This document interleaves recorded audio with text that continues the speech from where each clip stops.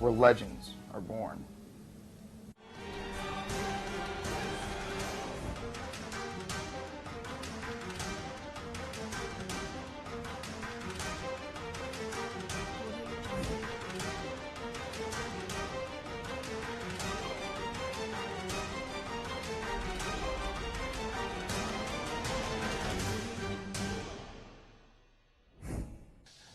For nearly 3 decades, the sleepy little town of Hurricane Mills, Tennessee, wakes up each and every August to the sounds of ATV motocross racing. And this mansion behind us, the home of Loretta, Lynn, plays host to it now for nearly 3 decades. Hello, everyone. I'm Rodney Tomlin along with Casey Greek and Danica Weenan as we bring you Dirt Days 2014, the final round of the 2014 Mountain Dew ATV National Motocross Championship Series. And as the stage is set today, Casey, we've got a great situation. The weather is not necessarily cooperating. A little bit of rain on Friday, kind of setting the stage here today for on-again, off-again rains, and the possibility of some rain showers throughout today's motos could also prevail. But you know what? With the championship wrapped up, that leaves the door wide open for second place right now. Definitely. The rain has definitely gotten the track really wet today, and we're kind of battling a little issue with a little bit too much mud and a little, kind of seeing where it's going to go. It's not too much rain yet, but we're on the verge of having a full-blown mud fest, and second place battle is definitely tightened up. You have Thomas Brown kind of excels in the muddy conditions with a little bit of pressure. He's really fighting hard late in the season. Joel Hetrick has been very vocal about his not love for the mud. So we definitely have a chance there to see a real big change-up in the points. There could be a big change-up in the points, and this day could end with maybe even a new winner in the ATV Motocross Championship Series. We've seen some glimpses of greatness out of some of the up-and-comers, so who knows what Dirt Days is going to bring, because this one is the one where you can actually put that exclamation point on the season, give these guys something to think about as we head into the next season next year. And I know a lot of guys, they look at it as I'm only as good as my last race, so I want to do as well as I can here at Loretta. Yeah, definitely. John Natale's really looking for a win this year. Joe Burt, another guy looking for a win. Neither one of those guys, veterans of the sport, been here close to 30 times. Neither one of them got a win this year in the season. So, for sponsors, for resume, everything, if you leave the season on a high note with a win, that helps with everything for next year. So these guys definitely want to fight. And your champion, he doesn't have to play it safe anymore.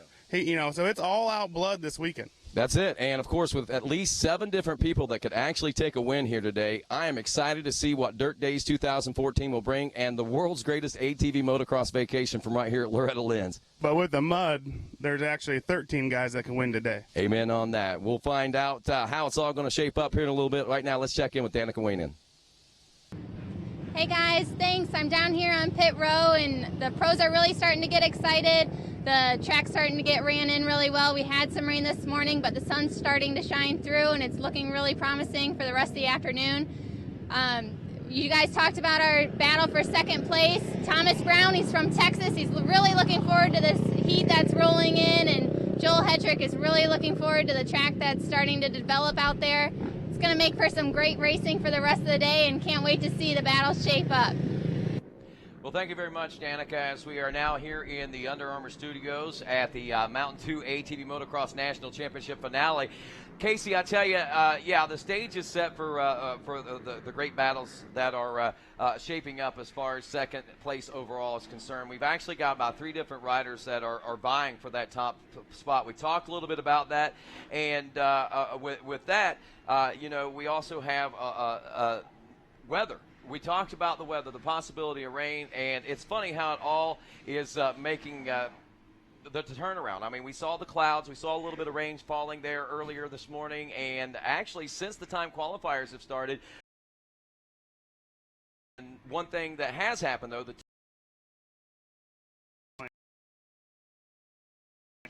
the sun has come down, humidity up with it. The track is so now they're out there turning. An exceptionally beautiful racetrack this afternoon. We were really now that the track is drying out so much, they're in there grooming it. It's going to be all-out war today. It most certainly is. Once again, Rodney Tomlin along with Casey Greek, Danica Weenan here as we are setting the stage for Moto number 1 of the AMA Pro ATV Motocross Championship. We're getting a look right now as Chad Weenan is staring down that long start chute right now. But the One thing that a lot of folks that may be joining us here on ATVMX Live on RacerTV.com, maybe you're not really familiar with motocross or ATV motocross racing in particular. Well, we've got a plan for that. We got a way to fill you in on that. It's called ATVMX 101. New to ATV motocross? Well, have a listen to ATVMX 101, and you'll progress from amateur to pro status when it comes to knowledge in the sport. Heck, you might even be inspired to come race an event yourself. The Mountain Dew AMA ATV Motocross Championship is unquestionably the premier professional and amateur ATV motocross racing series in the world, and it offers classes for riders as young as 4 years old to riders so old they probably won't tell you what their age is.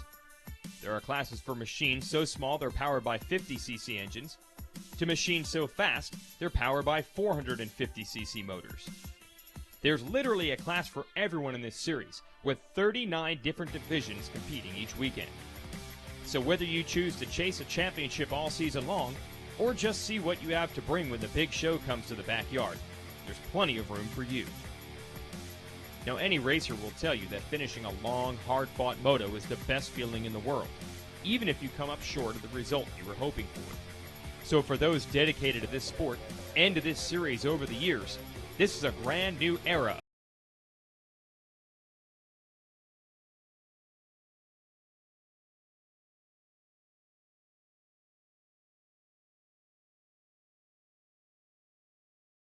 National events hosted at premier motocross facilities up and down the East Coast. Iconic racetracks like Red Bud in Michigan, Unadilla in New York, and Pennsylvania's own High Point grace the schedule. ATV motocross is scored in a two-moto format. Racers are awarded points according to their finish in each moto.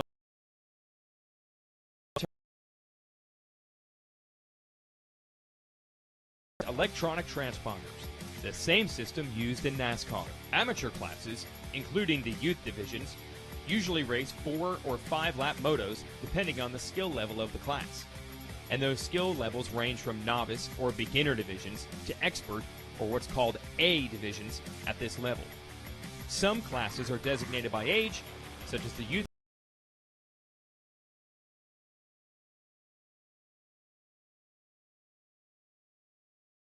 Some of the most exciting racing all weekend is usually brought to us by the women's class. AMA. The AMA has been sanctioning ATV motocross competition since the machines were developed in the early 1980s.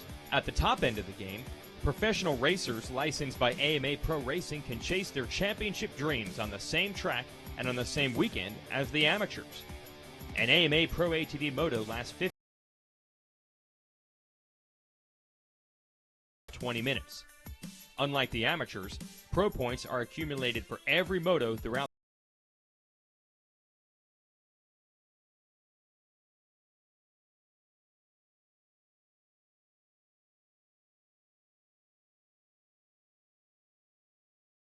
Followed by racing on both Saturday and Sunday.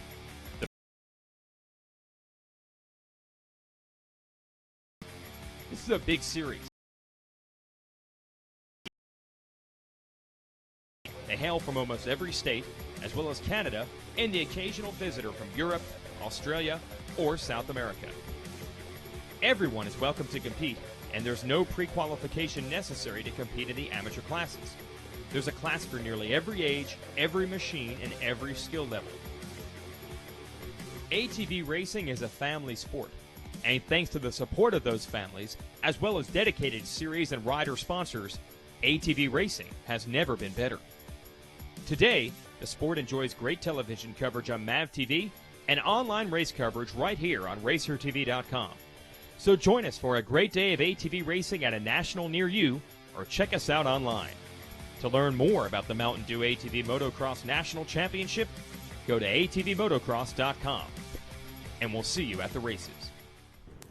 Well, that's how motocross is scored, and that's how it all breaks down there, Casey Greek. And the way it all breaks down as we roll into this final round of ATV motocross racing is pretty exciting. What we've got on the we're on the verge of, and not only on the verge of, but riding that wave, is the fact that we've got a multi-time champion that is one of the first since Gary Denton to have more than 2 consecutive titles. He's now got his 3rd consecutive title. Gary Denton did it with 8 consecutive, starting I think in 1987 and ran all the way through 1994. So we've had multiple champions back-to-back, but we haven't had 3-peats in a row since Chad Wienen. And that guy right there is the one we're talking about, the number 1, and he gets to wear that for another year. Yeah, definitely. And everyone thought maybe that would weigh too heavy on Chad Wienen's back, but he's definitely took charge of that number 1, and I can't even remember what number it used to be. It was 44. Oh, 44. I just know that because I've been down there seeing this rig, and he's still got that hidden back there underneath the number 1 plate. But, we had a chance to catch up with Chad coming into this weekend and talk a little bit about the season and what it means kind of to be that 3-time champion.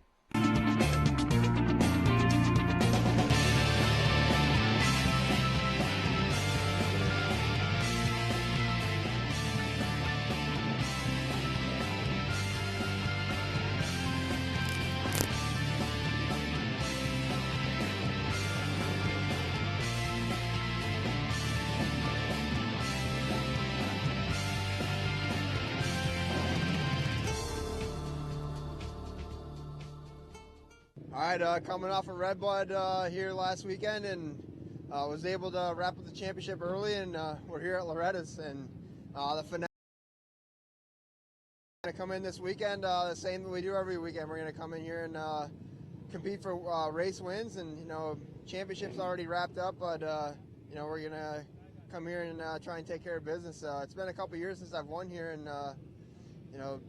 we've been having to deal with mud for the last 2 years, and hopefully this year, we got a little bit of rain here Friday, and we're gonna hopefully today we're gonna come out with fair race conditions and be able to go out there and race and not just go out there and try and survival. And I'm gonna enjoy the ride this year, and it's been the last one, so I'm gonna get everything I got to hopefully end on a strong note.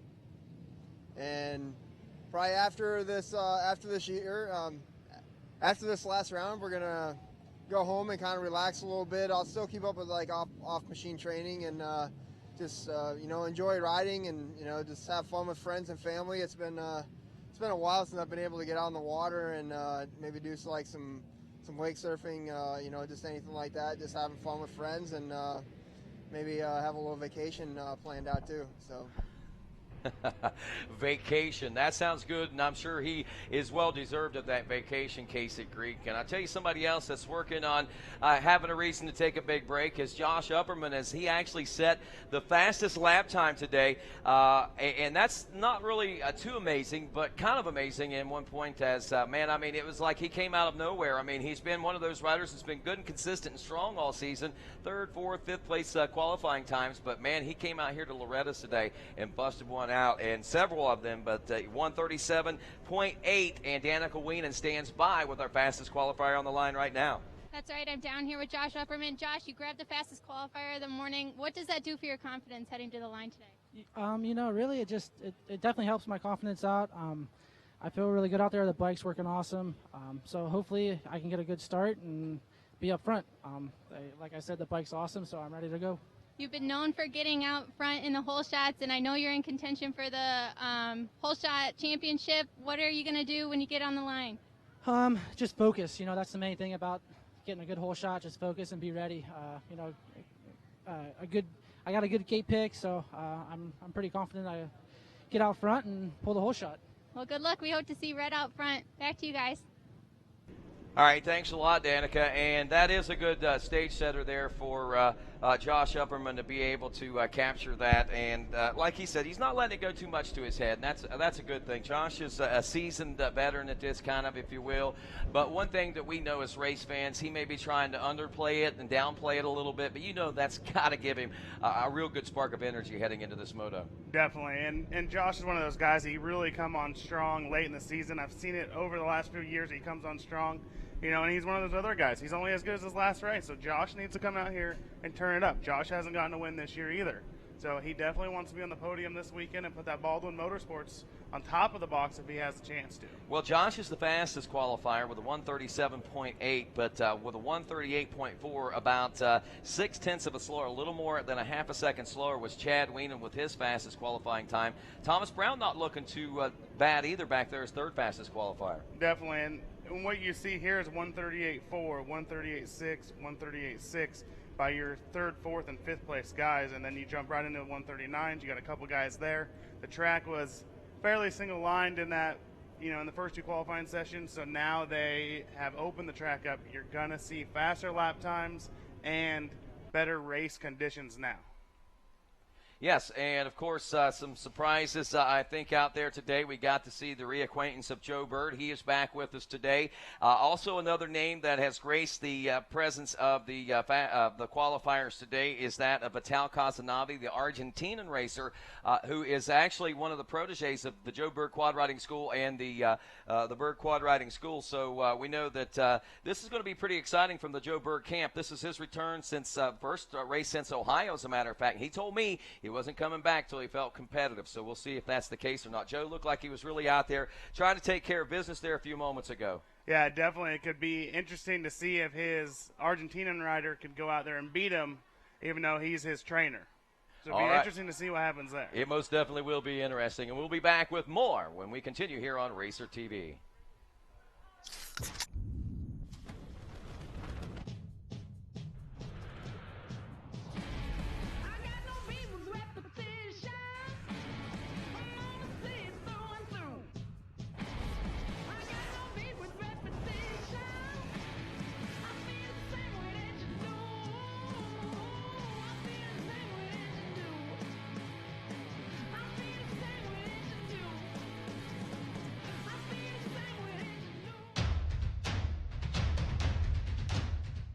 Any engine.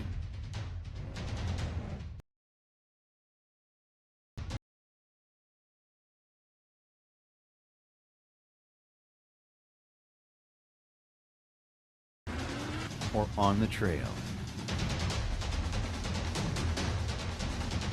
Amsoil for any engine.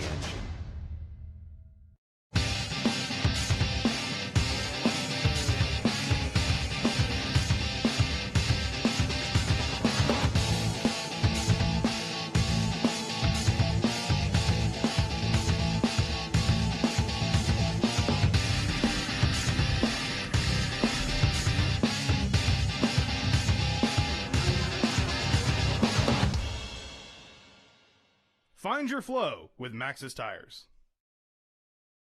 What do you call a machine that combines precision-engineered handling, industry-leading power, and a rider-focused design? We call it a Can-Am. From the essentials to fully loaded, you'll find that same combination in every ATV and side-by-side we build. And right now, get your own for as low as $149 a month.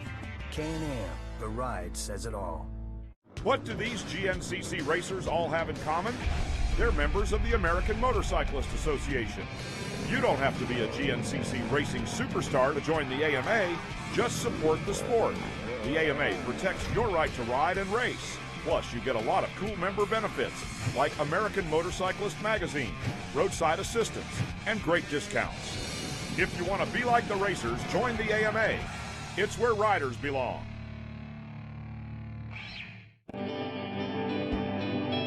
Most people want to ride like Castelli, but everyone should want to be like Castelli. Such a grounded, talented, beyond wonderful man. So committed to his career, Kirk truly was a champion of champions. Losing this legend has led us to creating the Kirk Castelli Foundation, where we are committed to protecting and supporting the lives of off-road riders. Help make the Kirk Castelli Foundation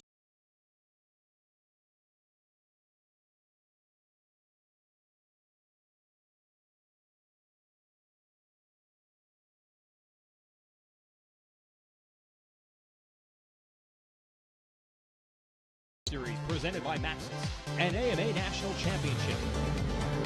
With live race coverage every week and weekend wrap-up shows, Racer TV has everything you need to know about the fast. Racer TV, all racing, all the time. And welcome back to RacerTV.com's live coverage. We call it ATVM. We get set to roll into Moto number 1 of the final motos of 2014. Rodney Tomlin, Casey Greek, Danica Wienen on hand with us as well as we are coming to you live. Yes, that's right. Live from Hurricane Mills, Tennessee, the world's greatest ATV motocross race and vacation. And right there he is, the number 20 of Josh Upperman, your fastest qualifier of the day, as we see these riders now making their way out onto the starting line, and not only the start line itself, but also onto the racetrack for their final look at this racetrack and their sighting lap here heading into Moto number 1 of this AMA Pro ATV. Okay, see, I tell you, as we check it out, we see that Josh Upperman is riding aboard the number 20 out of Louisville, Ohio, backed by Baldwin Motorsports, PEP, Maxxis Fly, JB Racing, and DWT comes to us as the fastest qualifier today, second fastest, and now 3-time AMA Pro ATV champion, the number 1 from Galena, Illinois, Wienen Motorsports SSI Decals Walsh Yamaha ride of Chad Wienen, the number 84, whom we've seen history made from last year, taking his first overall win, as well as a front flip right here in front of the announcers tower during Moto number 1. It was an amazing sight to see, but the number 84 from Sanger, Texas, backed by SSI Decals, Walsh Racecraft, Wienen Motorsports, and Yamaha, presented by Maxxis and Team Wellness. T. Brown 84, they call him, Thomas Brown, qualifying in 4th fastest today, a former ATV Motocross National Champ from 2010, aboard the number 9 from North Stonington, Connecticut on the BCS Can-Am, Josh Creamer. Your 5th fastest qualifier today, aboard the number 88 from Seneca, Pennsylvania on a MotoWorks Can-Am. And he's also backed by Mountain Dew Live Wire, as well as JB Racing. We're talking about none other than Kid Dynamite, Joel Hetrick. The 728 at JB Racing Cheerwine ITP backed ride there. The 728 hailing from Palm City, Florida on his Can-Am, Jeffrey Rastrelli. He's 6th fastest today, 7th fastest aboard the number 13 out of Warriors Mark, Pennsylvania, a 2-time AMA Pro ATV motocross champion out of motorsport.com, DWT MotoWorks Honda, John Natale. The 8th fastest qualifier. He is our top AMA Rookie of the Year. We call him the Pro AMA ATV Rookie of the Year, actually. Cody Jansen riding aboard the number 40. He hails out of Kokona, Wisconsin on the Jansen Motorsports Honda, backed by of course, the Jansen Motorsports folks. We also take a look now at 9th fastest qualifier, a 2-time AMA Pro ATV champion. They named this place the Birdhouse after this guy. He's got 6 wins. The winningest rider at Dirt Days is out of Union City, Tennessee on the Joe Berg Quad Riding School, Walsh Racecraft, DASA, PEP, Maxxis back machine. We're talking about none other than Joe Bird himself. He qualified 10th fastest today. He was last year's Rookie of the Year aboard the 726 machine from Cortland, Ohio on a Vetri Racing, Maxxis Tire, Elka Suspension, 6.5 Designs machine of Tyler Hamrick. 11th fastest today. He's a rookie. He's out of Montezuma, Iowa on a Root River Motorsports Motowa Suspension ITP Tires backed Honda, the 39 of Sean Taylor. The number 13 welcoming back to the folds of the ATV Motocross National. He is a current points leader in the NATV Pro and Pro-Am class as he rides on a BCS Can-Am out of Paris, Tennessee. Welcome home to Travis Moore, the number 969. We qualified 14th fastest today aboard the number 16 from Claremore, Oklahoma on board the Honda, Johnny Hale, the number 15th fastest qualifying rider. We call him Almost Evil, the number 665. He's out of Cutler, Illinois on a BCS Can-Am, Ronnie Higgerson. The number 32, hailing from Bulls Gap, Tennessee on a Pro Armor Fox Shocks Moto Trim ITP Moose Racing Walsh Racecraft back Suzuki, Silas Lamans. And your 17th fastest qualifier today, another rookie there in the number 209 out of Burndonville, West Virginia, Baldwin Motorsports, Walsh PEP Maxxis, Ellis Motorsports FTR ride of Brett Music. And that is your starting lineup for this first moto of AMA Pro ATV Racing, and that is how they qualified today. Again, Upperman, Wienen, and Brown, Creamer, and Hetrick, your top 5 in qualifying. And, you know, we mentioned it a little while ago, there are 7 guys that are capable of winning a race here. You say 13, well, maybe technically there could be 17 that could possibly win an overall here today, but I think the weight is heaviest in those top 7 with Upperman, Wienen, Brown, Creamer, Joel Hetrick, Jeffrey Rastrelli, and John Natale. We've got, if I'm counting right, in the starting lineup today, at least four people that have at least one time had the national championship. Chad Wienen, who's your current champion. We also looking at John Natale, that's number 2. Joe Bird is number 3, and Josh Creamer. So there's 4 AMA Pro ATV champions in that top 7 lineup right now. Yeah, and to think that Chad's won the last 3 years, those guys have been previous right there with him. 2010 was Josh Creamer, 2011 was John Natale. Joe Bird, I think his last championship was in 2007, I believe. So they're all still the top tip of their game right now, and it's anyone's game. Joe could come out swinging right now. Natale's hungry. He got an interesting gate pick there. He didn't qualify the best this morning. So it's kind of interested to see how that goes with his whole shot championship he's got coming. No doubt. Miss Katie Wright giving us the Moto 1-2 board. She is out of Asheville, North Carolina. Miss Beth Piper out of Peru, Indiana, with a 30-second card up right now as it goes sideways, Casey, and we're about ready to go racing. Who's going to snag the SSI Decals Whole Shot Award? We'll talk a little bit about that as Josh Upperman is gunning for the title, and that was not going to happen this year. Josh Upperman coming up a little short, and look out, Chad Wienen has grabbed his 3rd consecutive hole shot. He got the 2 at Redbud, and that's something that he's not necessarily noted for quite often. Yeah, he got 1 at Redbud, almost got the first Moto 1, and now come out here swinging with a hole shot right here. He's got John Natale, Josh Upperman, and his teammate Thomas Brown running 3rd right now. Natale hits him and comes over off the bike. What a decision. Natale was going for it early. Yeah, he was. What a decision maker there. Tough break for Natale. He takes himself right out of the hunt and right out of the running right off the bat. You know, coming into this, the SSI Decals Hole Shot Award, Josh Upperman had a chance to win this, and if he could have got both hole shots today, but it looks like the Hole Shot Award from SSI Decals, the championship anyway, is going to go to John Natale. Point 1 today goes to Chad Wienen, and he's got the point right now out front. And is that Creamer back there in the number 2 spot? Who we got back there? Was that a blue bike or a yellow bike? I'm seeing the colors. Actually, that looks like teammates out. Yeah, that is right Brown now out there in the number 2 spot. Thought I saw a yellow machine, but right here is this right here is not good news for the rest of the field. As we're looking back in the number 3 spot, looks like the number 20 of Josh Upperman there, as already Chad Wienen has proved his dominance early on here. Now can Josh Upperman turn some of those faster laps and maybe make some hay out here in this final final 2 motos of 2014?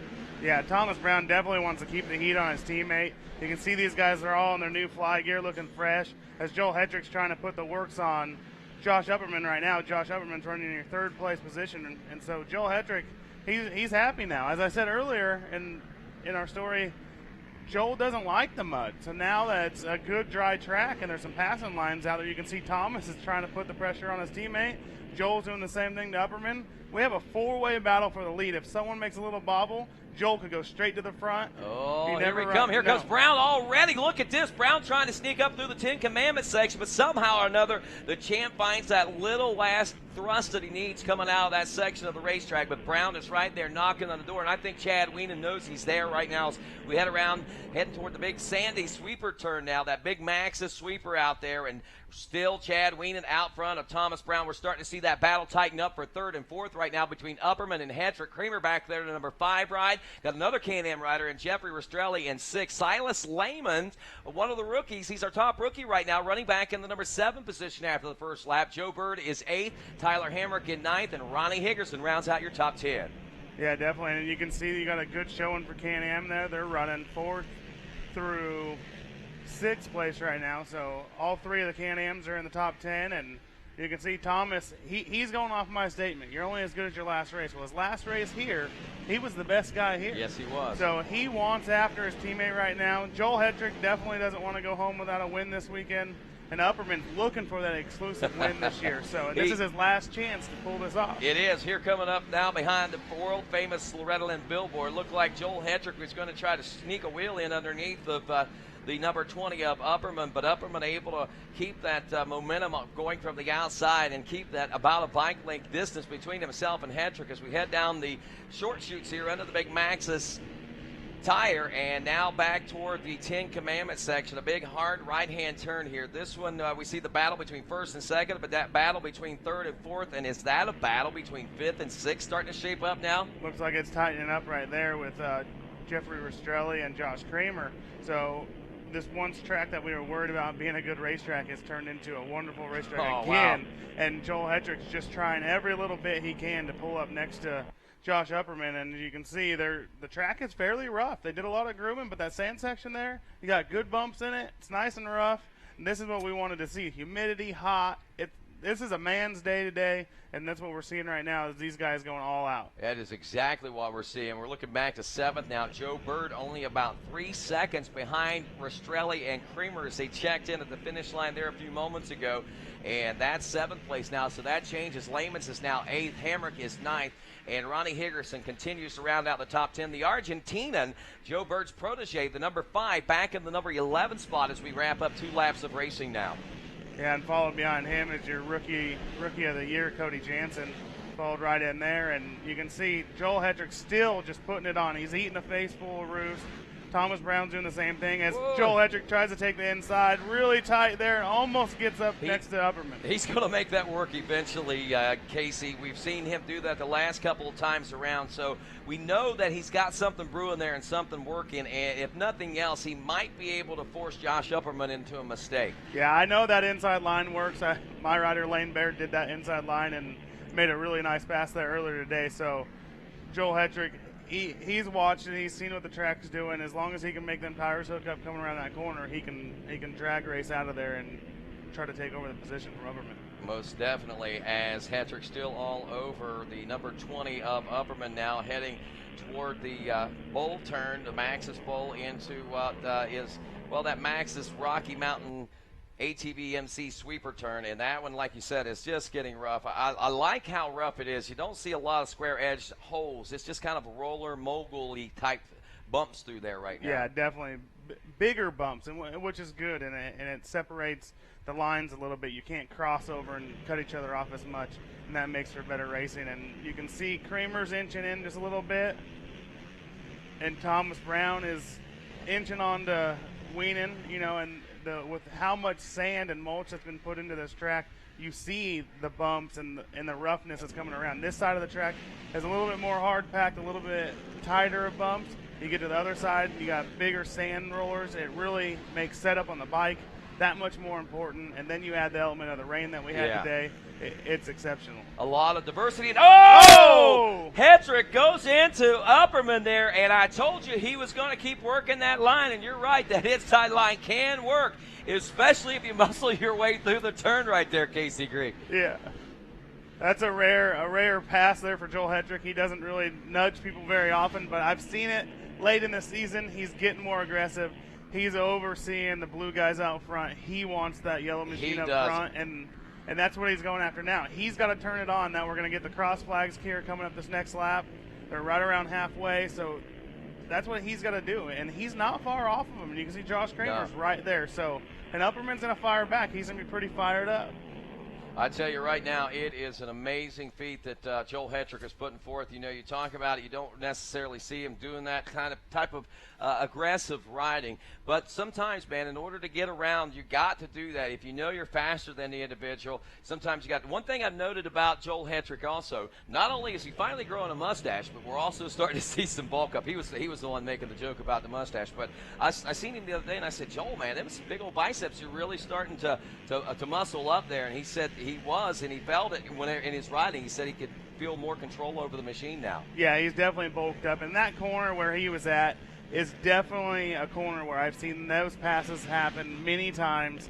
Josh Upperman knows better. He should have been more inside.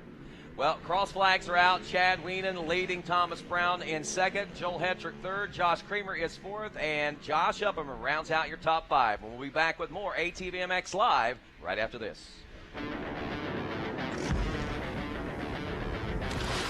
Sometimes you come across something so different, you just have to stop and check it out. The Rocky Mountain ATVMC website has everything you need, from our huge selection of apparel and gear to dirt bike accessories and OEM parts. Our extensive inventory means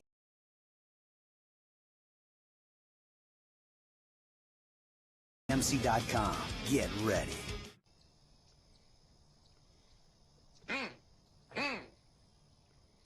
There's one.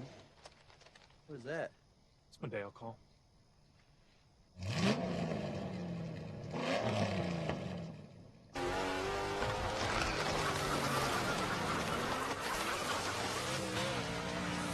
It's way better than my duck call. If you're on a diet of taking it up a notch, It's just different. drink Diet Dew, the only diet with dew in it.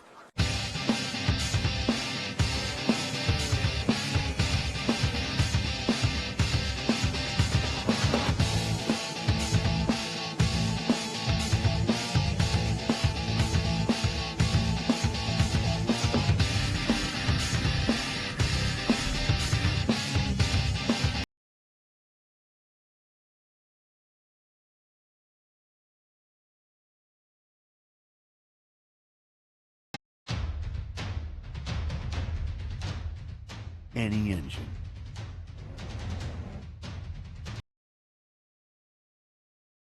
At home. At the track.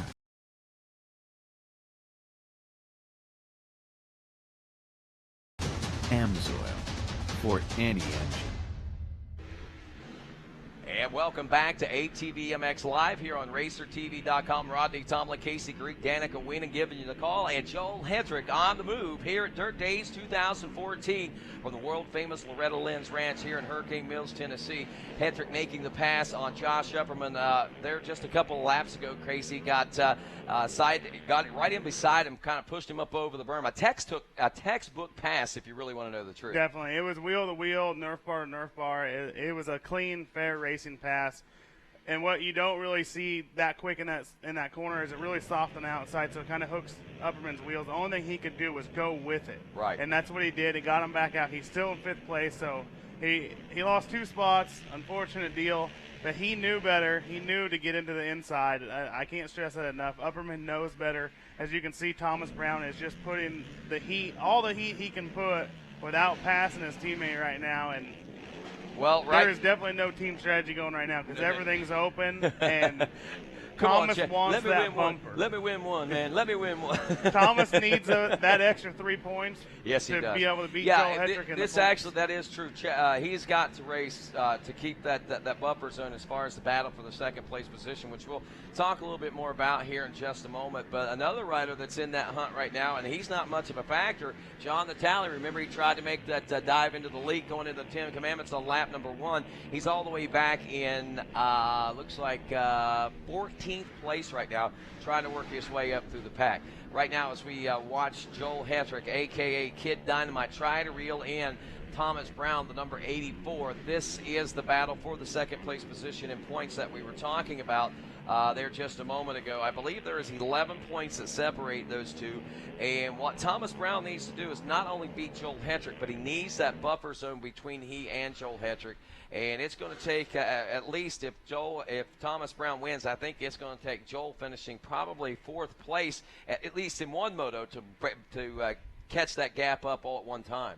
Yeah, definitely. It's going to be tight. But for Chad Weenan as a team owner, team manager, and for Yamaha, you almost wonder if it was worth it to Chad to play a little strategy and let Thomas go by. But as we can see, that is definitely not going on. At least not right now, that's for sure. And Chad's out there to prove a point and know why he's got the number 1. But for the team, for Yamaha and everyone to go 1-2 in points, there could be that strategy there. You know, that's just something that could go on, but we don't see that happening. No, right and obviously, I mean, I've talked to Chad about this certain circumstance and situation arising, and he told me a couple of weeks ago. He says, you know, when I go out to win. I'm not letting. He goes, I don't care if it is Thomas. I don't care what it means for his championship. He goes, I'm out to win because, you know, that's my paycheck, that's my money, and I get paid to win. Definitely, and that's all he wants to do. And that's all you can do. And you can see at recapping back to Walnut where Thomas actually beat Chad. Chad put it all out on the table, and Thomas was just a little bit better that day. And I even told Thomas's dad, I said, I don't know if he's got enough to beat Chad that day, but he actually went out and proved me wrong, which was a great deal. And he may have what it takes to beat Chad today. He may be laying back and going for the second moto. That's what we've seen happen last year here. Well, right now, Weenan continues to lead Brown. Thomas, a little mistake there. And that's going to help Kid Dynamite out quite a bit. So that 1 second gap is probably opening up closer to 2 seconds now as Joel Hedrick smells blood in the water right now. And he was a second and a half behind Thomas Brown. And now all over the rear grab bar of the number 84 is the 88. Josh Creamer another 3 seconds back in the number 4 spot. Josh Upperman is another couple seconds back in 5th, and Jeffrey Rastrelli is 6th. Joe Bird up to 7th, holding steadily there. There's Vital Kazanavi up to 8th now in his pro racing debut. He's not far off the pace now of his mentor there, the number 7 of Joe Bird. Sean Taylor running back at 9. Ronnie Higgerson continues to round out the top 10. And watch this, it's starting to tighten up for the battle for second place right now, Casey. It's going to be interesting to see if Joel Hedrick can pull that same pass that he pulled on Josh He's got him Upperman set coming up into for this it. billboard turn. And we are getting He's close going to sneak under. Ooh. 2 lap boards going to be coming out next time around, so Joel has not got to pull the trigger this time, but what he did do is just sized him up. Did you see what happened right there? He definitely sized him up, but here's the problem that you missed, and many people may have missed it at home. When Joel slid into that turn, I did see a puff of smoke come out underneath the bike. I saw that. It may be nothing. It may be overheating. He's been eating a lot of roost right here, so the bike's getting a little warmer. So it may be smarter, being that Thomas has fell off of Chad's pace. There's no real chance that he's going to come up and pass Chad unless Chad makes a big mistake, to sit right there and only lose 2 points to him and go into the next moto save his bike just to be sure. I think we might have saw just a little bit more coming out through that 10 Commandments section, and you know, honestly, I don't know whether he's losing power or laying back on it right now, but we are starting to see that gap open up now. Yeah, definitely. And Thomas has kind of put a little bit of gap there, and that he may know. And Darren Thomas, his mechanic, good friend of mine, he may have told him, hey, you're smoking, back off. Just take that third place position. We got to finish. You know, that could be detrimental. If that bike don't make it through this moto, right, there goes second place. I know Joel Hedrick, he won second place in the championship, and he wants to win every time he's on the track. So it's there. You take your pluses with your minuses. Definitely, when you have something going on, you limp it home, you make it work. You pick your battle, so to speak, and Joel Hedrick may need to lay back on this particular battle to win the war for second, and that's not bad thinking at all. That's actually showing some maturity, in all honesty, in this young pro rider, and he's a rider that has matured, I think, rather quickly as far as moving up through the ranks as fast as he did and into the AMA Pro ATV ranks. Definitely. He caught a win, I believe, in his first season as a pro, and one thing I've seen with ATV racing from the dirt bike side of it is these guys usually don't win at real young ages, where dirt bike guys, you get them in there at 18 years old and they come out winning, and so it's a big deal for Joel to be able to come out and win at 18 years old. He was when he turned pro. So yeah. The kid's got a ton of talent, a huge future in ATV racing. He's gonna win a championship sooner or later. It's without a doubt. It's just new you life, see maturity. New life for Thomas Brown here in the final 2 laps, as Brown is now pulling up on the rear of his team owner and teammate and that 3-time champion of Chad Weenan as we go through the Rocky Mountain ATVMC sweeper out there now and over the big anthill. Looks like Thomas Brown might be laying his sights on his boss there for this final lap coming up. Yeah, definitely. He's putting on the heat now. And just as I talked, I said there was no real hope for him at that point, and look at it, now he's out here proving me wrong. So I'm always willing to be proved wrong, to see someone do well. I want to see every guy do well, and so you still have a 3-way battle for the lead. These guys are all within 2 seconds of each other, and that's phenomenal. That shows you what kind of track we have today. It most definitely does. As Chad Weenan checks in, the gap between first and second place now as we look 1.055. The gap back to Joel Hedrick, 1.073. So really 2.1 second is all it is back to third place right now. He is well within striking distances. I believe the white flag is out on this one, and we are motoring home to Checkers in the end of this first moto. Can Chad Weenan hang on to it? Will Thomas Brown pull a rabbit out of his hat, or will Joel Hedrick surprise us all from back there in the number 3 spot?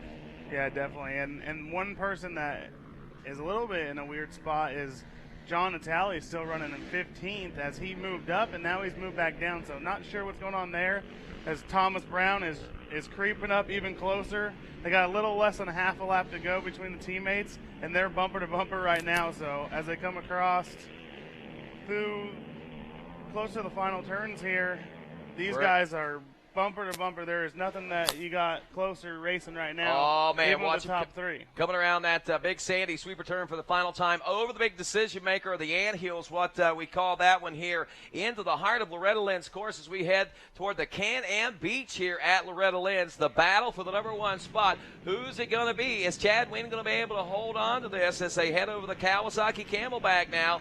Weenan still out front around the sweeper turn. Here comes Brown, and here comes Hetrick not far behind. We've seen a lot of last lap, last turn passes right here at the finish line. Can it happen again here on four wheels as Chad Weenan puts the hammer down now at final turn and will secure the number one position. Checker flag is out.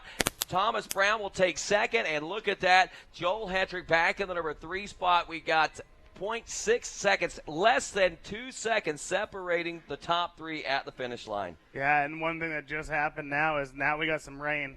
And it looked like, your champion, Chad Weenan, was looking down a little bit. Maybe a little winded. Who knows? The heat's pretty hot today, and now we got a cool shower coming in, so definitely going to change the dynamics for the next moto. It most certainly will. Lap time dropped to 1:39 last time around for Chad Weenan, just over that at a 1:39.2, 1:38.8 for Thomas Brown. The heat, humidity way up there, and I think you're right. I think we are starting to see the heat wear on these guys a little bit, and just as the checkers came out on this one, the rain starts to fall, and that could set the stage for a totally different second moto coming up here shortly. But at the checkers, it's going to be Weenan with the win. Brown in second. Joel Hetrick will take third. Only 1.8 seconds behind Joel Hetrick is Josh Creamer on his Can-Am. Josh Upperman another 6 seconds back in fifth. Jeffrey Rastrelli will take the number 6 ride. Joe Bird will finish seventh. Vital Casanave in his pro racing debut. The Argentinian, and if I'm not mistaken, the first pro Argentinian, AMA Pro ATV Argentinian, if I'm not mistaken, he takes an 8th place position finish in moto number 1. Way to go, Vital. Also, Sean Taylor at the number 9 spot aboard the 39, and Ronnie Higgerson rounds out your top 10. Tennessee's own in the NATV's Travis Moore in 11th. Johnny Hill out of Oklahoma will finish 12th. Silas Lamans will take 13th. Cody Jansen 14th. John Natale 15th. And last year's AMA ATV Rookie of the Year, Tyler Hammock will round out the field for 16th. Somehow or another, we're still -1 rider out there, and I'm not 100% sure right off the top of my head who that might be because we had all 17 going out for qualifying there a little bit ago, but only 16 there at the start line. And, man, it's certainly changing the face of this race. The amateur is going to continue racing here in just a moment. We'll be heading down to the podium where Danica Ween is standing by with the top 3 and also Whole Shot Award winners and top qualifiers and things of that nature, and we'll get a chance to talk with all those folks. In the meantime, I want to remind you folks, stay tuned to the RacerTV.com ATVMX Live as we'll continue our broadcast. We'll show some amateur racing. We've also got some other great features for you. Keep following along, hashtagging and trending with ATVMX Live and also hashtag Dirt Days 2014. You can follow Twitter and Instagram, ATVMX.com.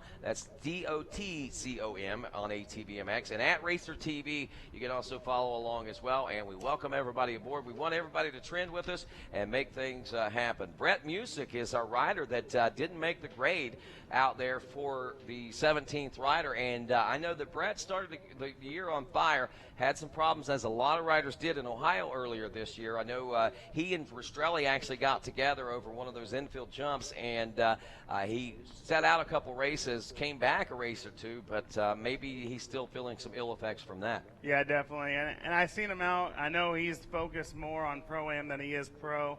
He may be making the jump next year. He may be staying, running both of them again next year. So he's definitely unfortunate. Maybe something happened. He didn't get to go out there. Maybe he wasn't feeling it today in practice. So not really sure. Yeah, for sure. And I know Danica's standing by down there. And a great battle shaping up there. It was unbelievable how that all unfolded. We'll head down to near the podium right now where Danica Weenan stands by with Joel Hetrick, where I'm sure everybody's wondering, man, what was going through his mind? What happened out there in that first moto? Yeah, I'm down here with Joel Hetrick. He's your 3rd place winner for Moto 1. Joel, how'd it go out there? Oh, I got a pretty good hole shot, and, the goal was to be behind Thomas or be in front of him. We were right behind him, and salvaging the 11 points he's got on me, or I got on him, and just trying to stay ahead to get that 2nd place. Is there anything you're going to prepare for different for Moto 2? Oh, probably not. Well, actually, maybe the rain's coming down pretty good, so might have to change some stuff up, but it's working pretty good right now. I'm pretty happy. Third place. Hopefully, we can get another one or get a win. All right, thanks, Joel. We'll see you for Moto 2. Back to you, Rodney. All right, thanks a lot, Danica. And there you go, man. I mean, going according to plan right there. I think that's a great idea, a great way to come into this. We talked about the battle and the war. The war right now for him is the second-place position, and that's what he's winning. Yeah, he needs to finish as close as he can, if not, in front of Thomas Brown, and just keep that battle alive for him, and that's what he's wanting to do. And so he's just keeping it right there, and he's working. He did exactly what he needed to do to keep second place alive. He most certainly did, and Danica Wienen is standing by with Thomas Brown for second place. Finished second there in Moto 1. You're only 9 points behind Joel. What are you going to do for the next race? I got to keep the same plans we had for this first one. We didn't succeed. We had to come in here with a 1-1 finish and maximize our points, and then just let Joel finish where he finished to get those points. So I just got to go out there and beat him and hopefully pull off a win this next one. I was all over Chad, man. He rode a great race. Joel was on me, and I couldn't even open my lines up that much. I knew Joel would be right there. So it was a great race. I'm looking forward to second moto and see what we got. Great racing. We'll look forward to see you back up here on the podium. Thanks, guys. All righty, thanks a lot, Danica. So Thomas Brown is kind of where he wants to be right now, but not 100%. I mean, he did finish in front of Joel. He did get a couple of points there, but what he needs, like he said, is Moto win and Moto 2. He needs for things to happen behind him and Joel Hetrick to finish a few more positions back than what he did here in Moto 1. But it looks like everybody's got the game plan on and their game face coming into today's motos. Yeah, and there's a lot on the on stake for that battle with those guys, and you don't want to say it's over and Joel's got locked up, because if Joel goes out there and finishes 8th or something and Thomas wins, right there that swing is. So it's still very well alive. There is a battle there, and John Natali kind of took himself out of that battle, because there was a chance, a small chance that John Natali could go from 4th and 5th place in points there to 2nd place with a couple good motos and a whole lot of luck on his side, but the luck didn't swing to his way today. Not so far, but like we said, some rain showers did fall there, and we'll get Chad Wienen's take on Moto number 1 as he's standing by with Danica. Hey, guys. Yeah, I'm down here with your Moto 1 winner and Moto 1 whole shot winner. Chad, take us through your race. Man, just an awesome start. I'm Alaska Motorsports engine just ripped out of the start. Max's tires and, PT, my mechanic prepping that awesome gate. All right, thanks. We're looking forward to seeing you at Moto 2. Yeah, no, I just led it from start to finish. Man, I started getting cramped up so bad in my quad and my left leg, and a little bit before halfway point, but I just wanted to hold on and take that win, and I felt Thomas there the whole time, and I'd make some gaps here and there, but he would close up on me, but we're going to see what we can do and recover for the next moto. Great racing. Thanks, Chad. Thanks, guys. Well, thank you very much, Danica. And, wow, that's kind of odd. I would have never thought to have heard that. But it is late in the season. Championships wrapped up. I'm sure maybe not as focused on the training regimens over the last couple of weeks since Redbud. So, it could make some sense. Plus, it's hot today. It's hotter than we've seen all season long. Well, and that's the big thing that we see is this is the first time we've seen a lot of heat. This track, with the way this track is laid out and how tall Chad Wienen is, there's a lot of sitting, and you use a lot of that quad muscle coming up and down, because there's a lot of standing. There's a lot less standing compared to there is to sitting. Sorry, and that's where he fatigued his leg there, right, and got that cramp. Go eat a banana. A lot of hydration in between motos with this heat, and come back out the next moto, and you won't even know that anything ever happened to him. That's the great thing about these guys, man. They got great recovery time, and their recovery time will last until about 5 o'clock when we get set for Moto number 2 here locally in Tennessee. Moto 1 wrapped up right there. We got some amateur racing coming here from Loretta Lynn's and Dirt Days 2014, as well as a whole lot more as Racer TV continuing coverage of ATVMX Live continues.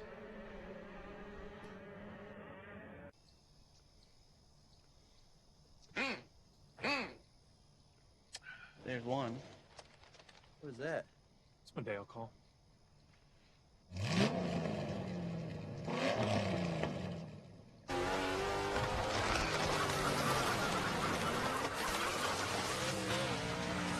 It's way better than my duck call. If you're on a diet of taking it up a notch, It's just different. drink Diet Dew, the only diet with dew in it.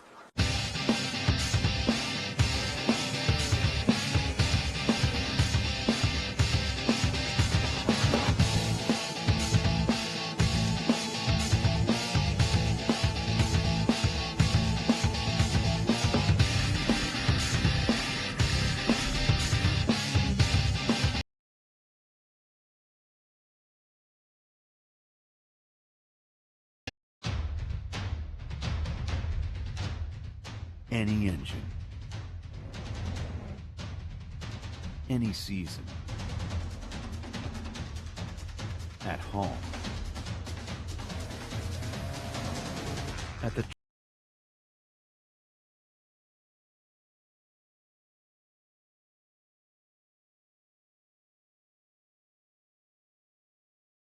for any engine.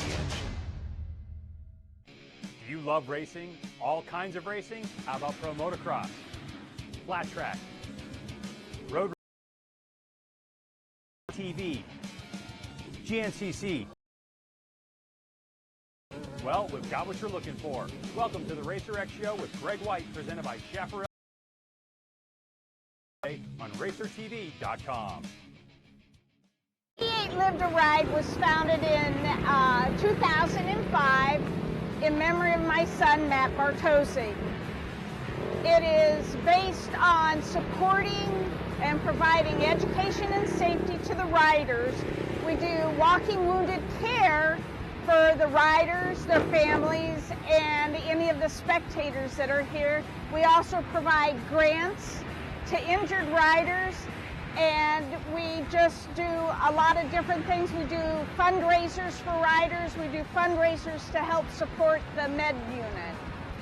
The mobile medical unit goes to each of the ATV national races, and we have an RN on staff, Carol Lee Bettis, and she will, free of charge, if someone has a question about an injury, they can come to see her and she will assess it. If she feels you need to go to the hospital, she'll send you there. If not, if you just need an injury wrapped, a sling, crutches, a Band-Aid, burn gel, she can help you out with that, and it's all free of charge. Wrap it up real nice and tight for him so he can go out and make practice today. And hopefully it won't swell too much, and we'll put it up and do some ice later.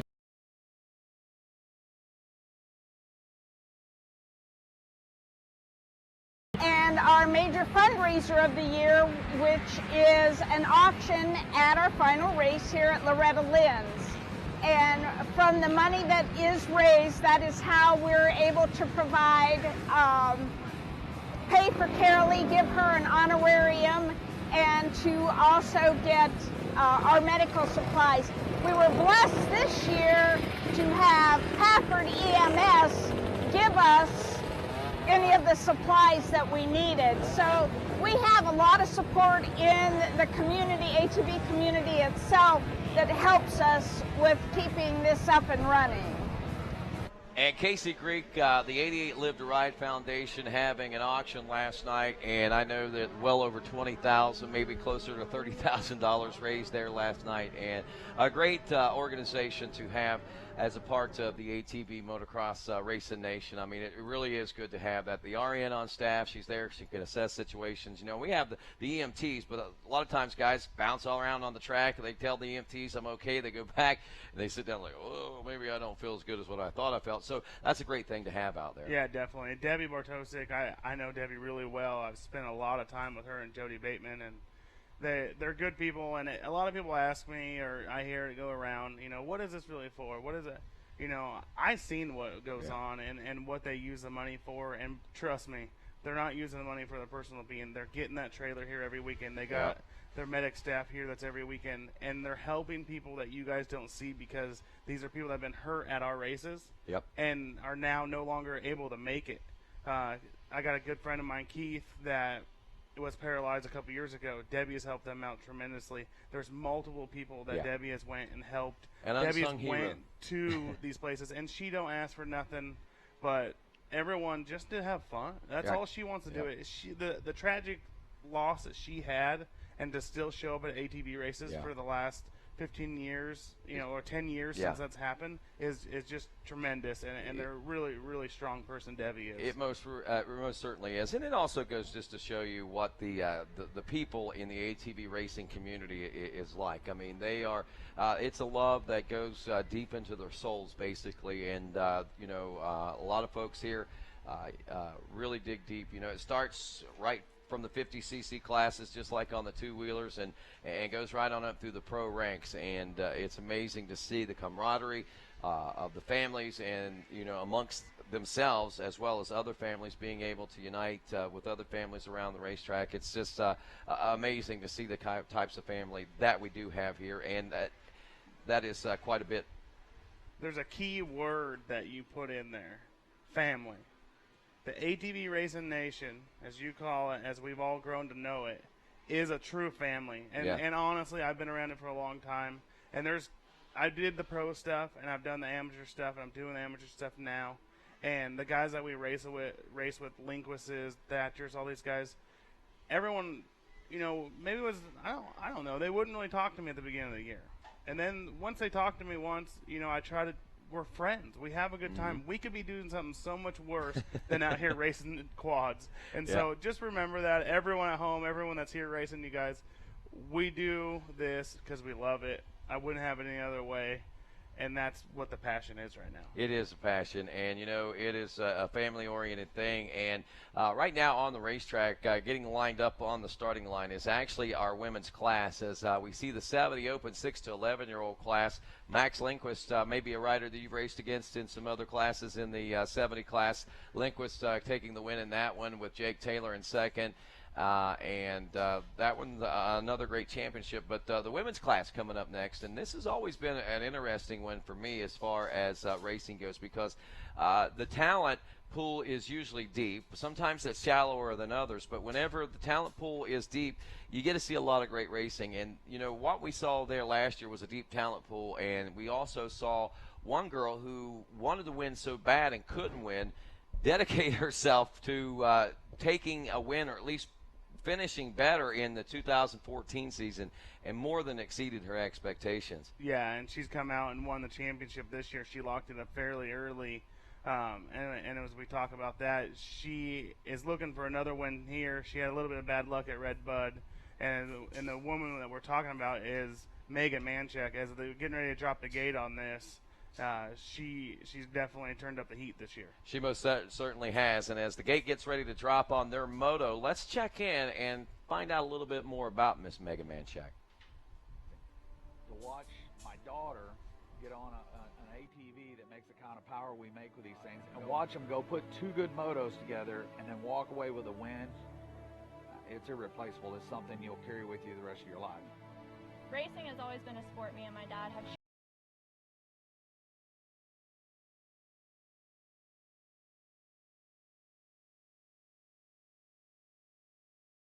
I finally got him talked into it, and we just always had a goal that I always watched faster girls like Heather Bird, Angela Moore. I saw them on videos, and I told him, I was like, Dad, this is what I want to be. I want to race these girls, and I want to be faster than them. I want to be the fastest girl in the country one day.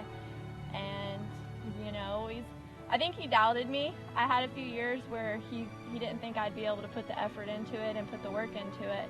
But after last season getting beat every single race with not one single win, I told him at Loretta last year, like, if I'm doing this again next year, I'm not coming to lose.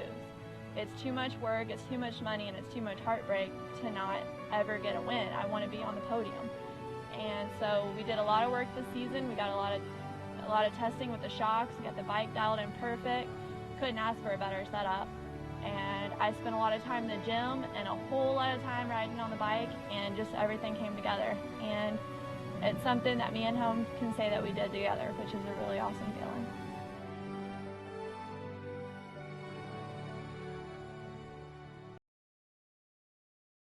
As we now see the number 1 proudly donned on the number plate of the now new champion in the women's class, Miss Megan Manchak, as she opens up lap number 1 here with the lead, and a rather monstrous lead here in this women's class. I'm telling you, she is picking up on that tree where she left off, and she fired out of that gate, Casey, and she hasn't looked back.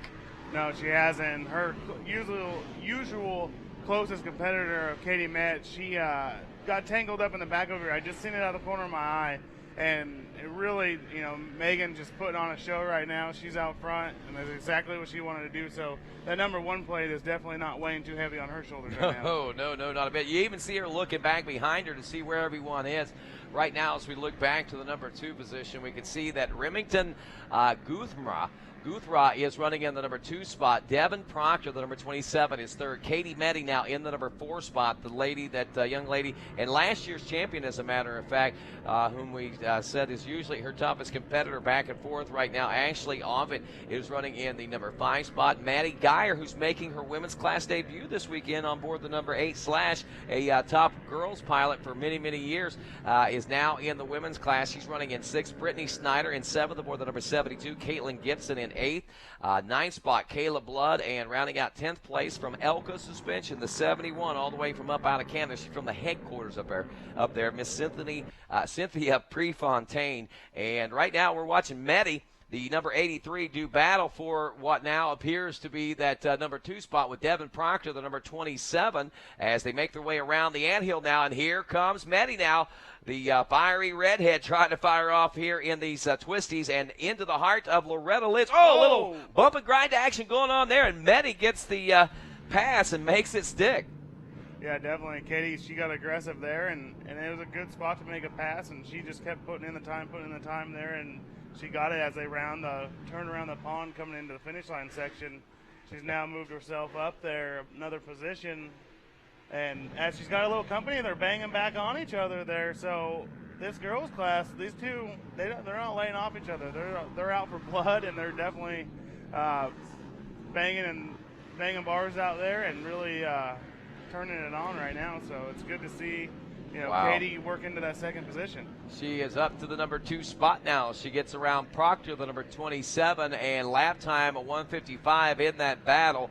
About 5 seconds slower. Unfortunately for Katie, 11 seconds now separate her after that 2nd lap of racing all the way up to the number 1 of Megan Manchak. And like we say in any of these classes, this is the race that you want to go out on top. Even though you might have lost the championship, you want to come out with a win. And coming out like this, at least in Moto number 1, it makes it a little tough. But the great thing about it, this women's class, they have 2 motos of racing as well. They, like all amateurs, race their first moto here on Saturday. Their second motos will be ran tomorrow to find out the championship motos between these ladies. But right now, Meddy is back into the number 2 spot. The only thing is she can't challenge Manchak. But we do have some good battles going on back behind her. Proctor in the number 3 spot. Remington Guthra, who was running 2nd, about 4 seconds back. And Maddie Geyer up now to the number 5 spot aboard the 8 Slash. Madison could be one to watch, and she could be one of the forces to factor in as far as championship racing is concerned in 2015. Yeah, definitely. And to have that, to add that in and come into Loretta's and run in the top 5 in this class. And this is more girls we've seen in this class than we've seen all year, I'm pretty sure. And so, she's coming out riding good in this class, and she's on a bigger bike. And maybe that's what she needed. I know she's had her struggles this year with injury and a couple different things, but definitely doesn't look like it's hurting her today. And she's riding really good right now. She moves into the top 5 position. So as we check in with the battles once again coming around the big Sandy sweeper turn now, we see that we have got in for 3 Manchak. Meddy and Proctor should be coming by now. There is Proctor in the number 3 spot. Geyer is up to the number 4 position, and folks, 3 seconds faster a lap than the 27 of Proctor. I think in her women's racing debut, little Maddie Geyer on that JV racing machine is about to show us what she's made of. Yeah, she's going to hang her head high after that one, and I'm really happy to see Maddie come out there and run the top 4, finish 4th, and actually have such a good lap time. Megan Manchak has put out the fastest lap time, but Maddie's lap time is a 1:55, so she's only 4 seconds off, and this is her first debut with the older girls and in the bigger bikes. And we were watching her there, and I couldn't even tell that it was her. So awesome to see. It is, and I cannot wait to see what tomorrow brings as far as Moto number 2, and we'll get a chance to check in with that tomorrow, and we'll check in with more great racing as well as some of the other happenings that's taking place here at Dirt Days 2014 when we return with ATVMX Live on Racer TV.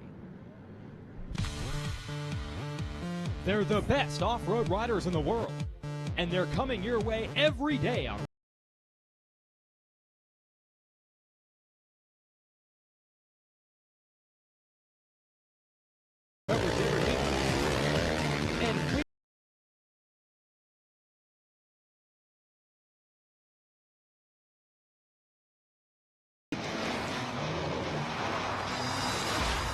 Sometimes you come across something so different, you just have to stop and check it out. The Rocky Mountain ATVMC website has everything you need, from our huge selection of tires, ATV and UTV accessories, and OEM parts, to our online chat, customer reviews, and instructional videos. Our extensive inventory means most orders arrive in 3 days or less. Get low prices, quick shipping, and incredible customer service. RockyMountainATVMC.com. Get ready. What do you call a machine that combines precision-engineered handling, industry-leading power, and a rider-focused design? We call it a Can-Am. From the essentials to fully loaded, you'll find that same combination in every ATV and side-by-side rebuild. And right now, get your own for as low as $149 a month. Can-Am, the ride says it all.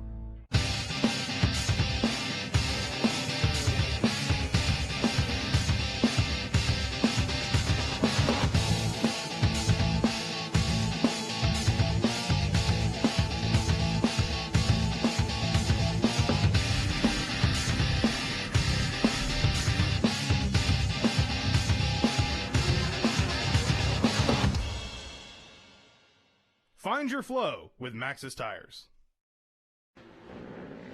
And welcome back to Loretta Lynn's for ATVMX Live here on RacerTV.com. I'm Rodney Tomlin along with Casey Greek and Danica Weenan as we bring you the call from this world's greatest ATV motocross vacation, the 30th running as we celebrate 29 years here at the Dude Ranch in ATV racing, Casey. And right now on the racetrack is our production B class. We've got 2 divisions in this one. The great thing about ATV motocross is that we get a lot of riders that come out. The bad thing about it is we only get 20 riders on the track on the starting gate at a time because they're about twice as wide as a motorcycle. So instead of 40 bikes on the track, we get 20 bikes, and we've got to narrow it down to the top 20. So we've got 2 different divisions. They're racing top 8 transfer from each one of these divisions right straight to Moto 2 for tomorrow. The remainder will have to work it out in a LCQ a little later on to find out whether or not they're one of the final 4 transfer spots or not. Right now, production B class that we're watching, we're seeing riders like Vince Merman, the 535 machine in this Division 1 out of Clinton, Ohio. Out front, Jake Snyder running in second there, the 18 out of Fordsville, Kentucky. As you can see, we got a good slice of the pie as far as where people are from. The 925, Ryan Carodi, leading Division number 2 right now, and second behind him is Sam Ambergia. They'll continue to fight this out. And one thing to point out about this B class, this intermediate class, you know, as you work your way through ATV racing, and Casey, you know a lot about this being a mechanic. You worked on the pro side of things, and you actually work now full-time for a young man who is racing, what, in the 70s and 90s right now, actually. Yeah, I work for Lane Baird. They call him the dude. I call him the bad dude. The kid just, every time he's on a bike, he impresses me, and we have so much fun. And the bond that me and him have gotten, you know, it's grown so much, and it's an amateur world. And today was a hard day. We come out decent on the 70, start-wise, come out third. He come off the bike, went way back, come back and got second. Today we're running shorter motos than we normally do because of all the rain we got. I was begging for another lap because I knew he was coming. He was begging for another lap. You know, and that's how intense it is. Yeah. And I treat that the same way that I treated working for John Natale. Yeah. The only thing that we have going there is our motor's a little bit shorter, but the way I do it and the way I treat every bit of it is the same way. The only thing I try to do is not let Lane see how serious I am, because sometimes I might scare him a little bit. And it's serious. It is serious on all levels. And, you know, the production B that we're seeing wrap up right now is kind of a stepping stone into the pro ranks. You know, youth riders start in the youth division, and oftentimes most of them will go B. Some of them at the top of the ranks might go ride a 450 A class or production A class or something like that.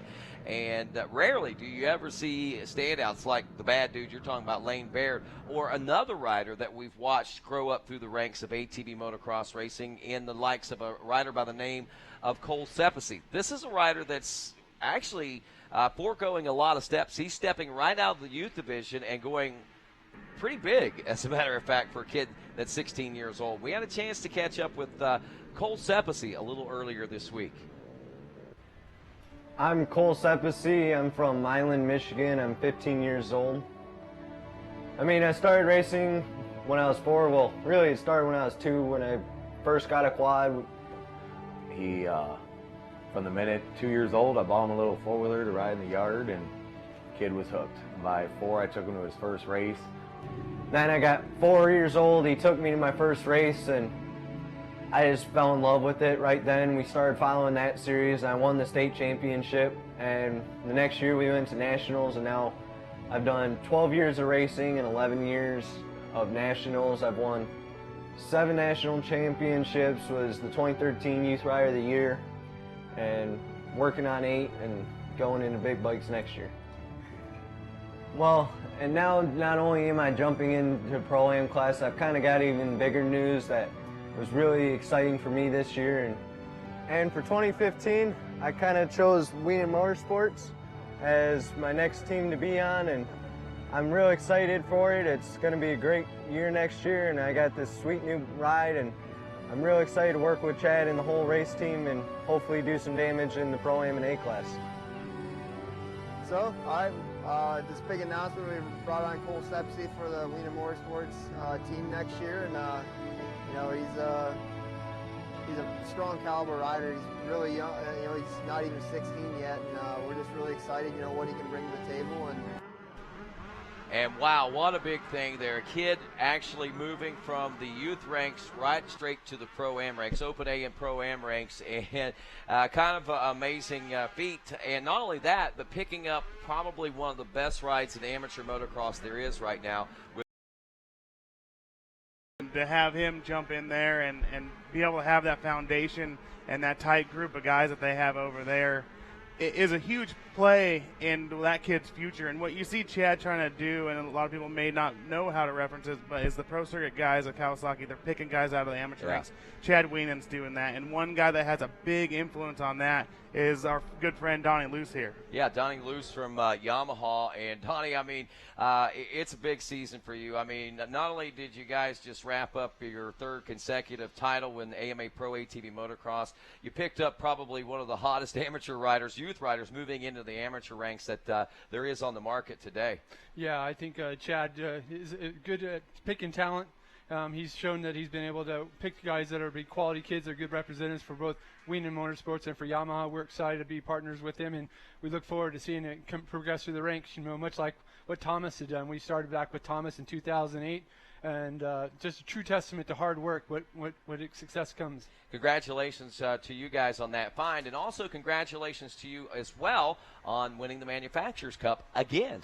Yeah, we're very fortunate to be in possession of that cup. It's a real memorable award to win. I think it's a true testament between what the bike and the ATV is able to do, as well as what our riders and the teams that we work with are. So it's a true partnership. And you know something else, Donnie, I think is great, that Yamaha continues the dedication to the grassroots level of racing right here at the National ATV Motocross Championships. I mean, we've seen it last week with the two-wheel side of things, and we're seeing it here with the Chad Wienen program. I know that Yamaha also has a support program out here with Mr. Barnes, Lane Barnes out there, and I mean, it's just amazing what you guys are doing right here at the grassroots level. Yeah, we believe in supporting the sport. We've been here for a long time. We plan on being here for a long future.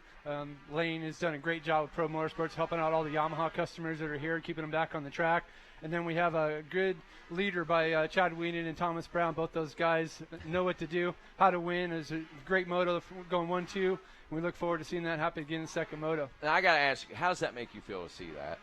It's awesome. I think it definitely motivates you when you get back to the office. You know, sometimes it's a grind, you know, back in the office planning and doing all the hard work. I mean, it isn't just happening here at the races. These guys have been working really hard for a lot of years, and their dedication's really showing right now, and that's the best part of the job, and it's really rewarding for me to be a part of that. Well, I'll tell you, 2 great successful weeks for you. If you watched Racer TV last week with Loretta Lynn's Amateur National Motocross, the two-wheel side of things, we saw the great and huge success that you guys had last week and the great and huge success that you're having here this week. Just amazing. So congratulations to you, Donnie, and all of Yamaha Racing, man. Glad to have you guys on board with us. We're glad to be a part of MX Sports and look forward to a lot of winning seasons to come. That's it. Hey, and off the Yamaha thing, I just want to let everybody know you yourself are a former ATC racer. You were a big 3-wheel star, and we talked a little bit about this. You were one of the first ATV racers to race here at Loretta Lynn's back in the early 80s, I guess, right? Yeah, I was fortunate to get an opportunity to come and ride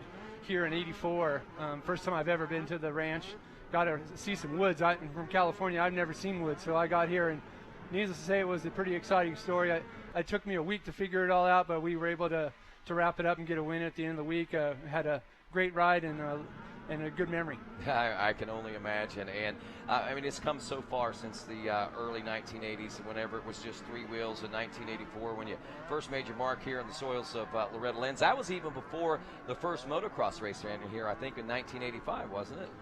That year, I believe they had the GNCC program and they did motocross. We did both, and they actually did a flat track. There was a flat track on Friday night, so there was 3 races on that one weekend. Wow, you had a busy week then. Yeah, it was definitely a busy weekend, but you know, like I said, one thing that you get when you come to the ranch is you get a memory. Yeah. And I think that's very important for all the racers that come here. It's that, you know, you might not win every race here, but you got a great memory that's going to be with you for the rest of your life. So that's an important part of the sport, and we look forward to creating a few more memories down the road. Amen on that. I hope to see a lot more memories created, and I think that a lot more memories are going to be created, and Dirt Days will be here for years to come as we celebrate the 30th running, 29 years here at Loretta Lynn's Dude Ranch with ATV Motocross Racing. We'll be back with more ATVMX live right after this.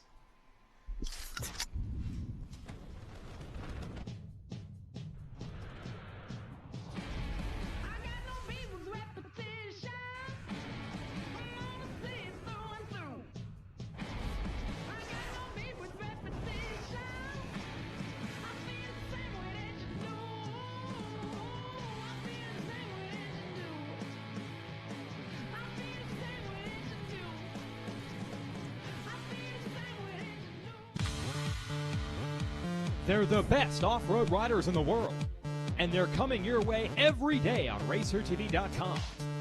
Check out all the action from the AMSOIL Grand National Cross Country Series presented by Maxxis and AMA National Championship. With live race coverage every week and weekend wrap-up shows, Racer TV has everything you need to know about the fastest riders in the woods. It's all on Racer TV. All racing, all the time.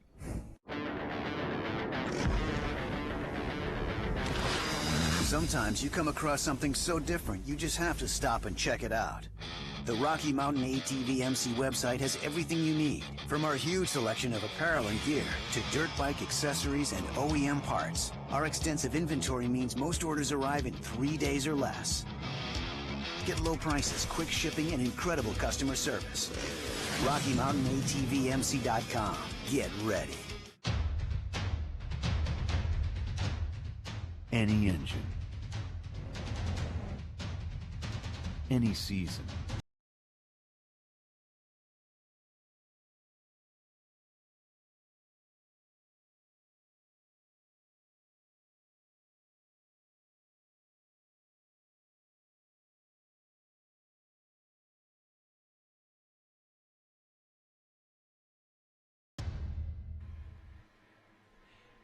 And welcome back to the Dude Ranch here in Hurricane Mills, Tennessee, the home of the queen of country music. We're talking about the First Lady herself, Miss Loretta Lynn, and Rodney Tumble, Casey Greek, Danica Weenan here from Dirt Days 2014, what we call the world's greatest ATV motocross racing vacation, where we are watching race 29 on the racetrack right now. The 90 Automatic Junior 8 to 11 wrap things up. Actually, I believe maybe that might be Super Mini action we're watching wrap up right there. That is Peyton Zimmerman, the 721. This is lap number 1 we're underway with.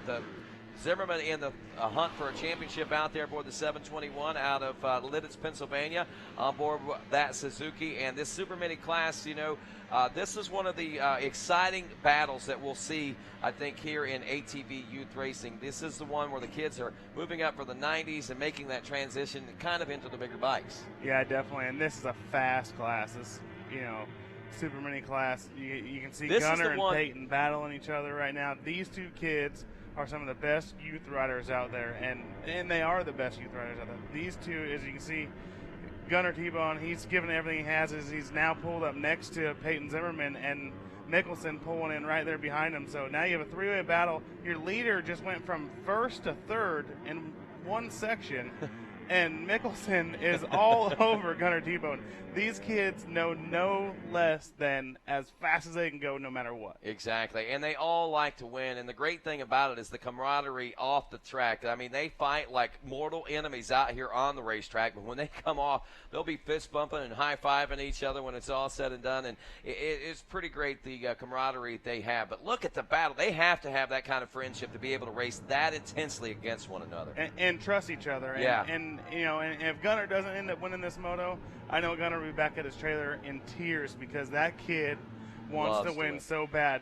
But the other side of it would be the same thing for Mickelson. And I don't know what's going on with Peyton Zimmerman right now, but he's dropped back just a little bit. So maybe he's laying back a little bit, and then he's going to come back later on the next couple laps. But right now the battle is definitely intense between Gunner T-Bone and Mickelson for first and second. Gunner T-Bone out of Sturgeon Bay, Wisconsin, backed by Colligan Water Services as well as Jansen Motorsports, Motowa Shocks, and Dad and Mom, proud supporters of that young man's program as well. Back there in the number 2 spot, Mickelson, the one we're watching, Noah, out of Iota, Minnesota, 15-year-old rider, backed by Root River Racing as well as Pepsi, Rage ATV, and several other great supporters of a great youth racing program, an amateur racing program over there, and you can see why they've got a lot of support. Look at this, all over the rear wheels of T-Bone. As we roll through the 10 Commandments, we have lost Lingle. Lingle has been a rider that has on more than one occasion been a force to be reckoned with in this class, but something happening here in Tennessee. Again, heat, rough racetrack conditions. There's a number of variables that could be changing the face of this race. There's a lot that can be going on, and we've actually lost Peyton Zimmerman out of this too, and Alex Padford has moved into third place. So good ride for Alex there. I've watched that kid ride multiple times, and always try to just keep an eye on some of these guys. I know his dad pretty good, and this is a good ride for him to be up there in the third position, and Lingle in the fourth position. So as you see, we almost have a change of the guard out front. T-Bone leading still with Noah Mickelson all over him in second place. And the first battle these two ever had, well, that I know of, was at Unadilla last year when Gunner moved up to the 90 senior class and went out there and battled with Noah, that was an up front guy then. So to see these guys and Gunner T-Bone still get your win there is an awesome race. I know those two are good buddies. Gunner T-Bone will hold on for the checkers at this one. Mickelson hoping another one of those open and wishing for that fourth lap. It looks like Alex Pafford in the number 3 spot, Peyton Lingle in the number 4 spot, Logan Stanfield rounds out your top 5 in 6th place. Then we're looking at looks like Brandon O'Neill, Garrett Crowley in 7th, Brogan Geyer, the number 24, is 8th, Cody Ford, the 52, in 9th, and Carson Parrish rounding out your top 10. We see Brogan Geyer there. We talk about the family aspect of it. Brogan is the younger brother of Madison Geyer. Maddie Geyer is the young lady whom we've seen make her women's class racing debut there just a little bit ago, and I think, they're part of the same team, that great JB racing team that we've seen start to really build over the course of the last few years. Production A, Division I and Division II on the racetrack right now, and they have got some good championship battles going on right there. And also, as we were talking, though, about the team aspect of this, we see a lot of those great teams, and we were talking about Brogan and Maddie there a minute ago, and JB Racing. JB has helped form the face of racing, I think. He's been a part of racing as long as, I think, Donnie Luce, who has been doing it since the 1980s in the three-wheel era. JB's been right there along with him, and he's helped shape the face of what ATV racing is about. Definitely, and Jody and the JB Racing team, those guys are awesome, and they got so many riders over there and such a good group of guys over there. I get to spend time with them. I was just up at Jody's house. I just called them on the way up. Hey, we're on our way to Unadilla. Can we stay there the night? Yeah, pull on in. No big deal. So that's just the camaraderie that's between everybody, and it's awesome to see. It is, and check it out for yourself. I guess I started off playing with three-wheelers, raced them a little bit, and then ever since got on the four-wheeler kick and haven't stopped ever since they were racing. JV Racing has been around for a really long time, and when our parents wanted to do a team, it was kind of like my brother and all of his friends, and we were all friends at the time, and it was like a good mixture of kids, and we all wanted to be together, so they made JV Racing the team. My goals are to try to get all these kids to advance up to the next classes, try to get them better, and try to keep them safe. I've been racing since I was 4 years old. I've gone from locals to here in 2006, and I've been riding Jody's bikes ever since I was a kid, and just from being sponsored to going under the tent with them. Every rider here eventually wants to go to the pro class, so what we try to do is get the pros that we got to help the younger riders. And I don't think I would be doing as well as I am without JB Racing. I've got better bikes, and it's helped me. Jeffrey and Duck helping us on the track and off the track. It's definitely helped us a lot, and I don't think I would be doing as well as I would without JB Racing. The team's got several families in it, but if something happens, even if it's not race related, the whole team will help somebody. If something happens at home or wherever, everybody always comes together, and it always works that way. It goes way beyond the track, and even with riders that I've helped that no longer race, they still help me, or I'll still help them. People from all over the country that we know. But it's great. We're all family. We all eat together. We tell each other our good lines. We're family.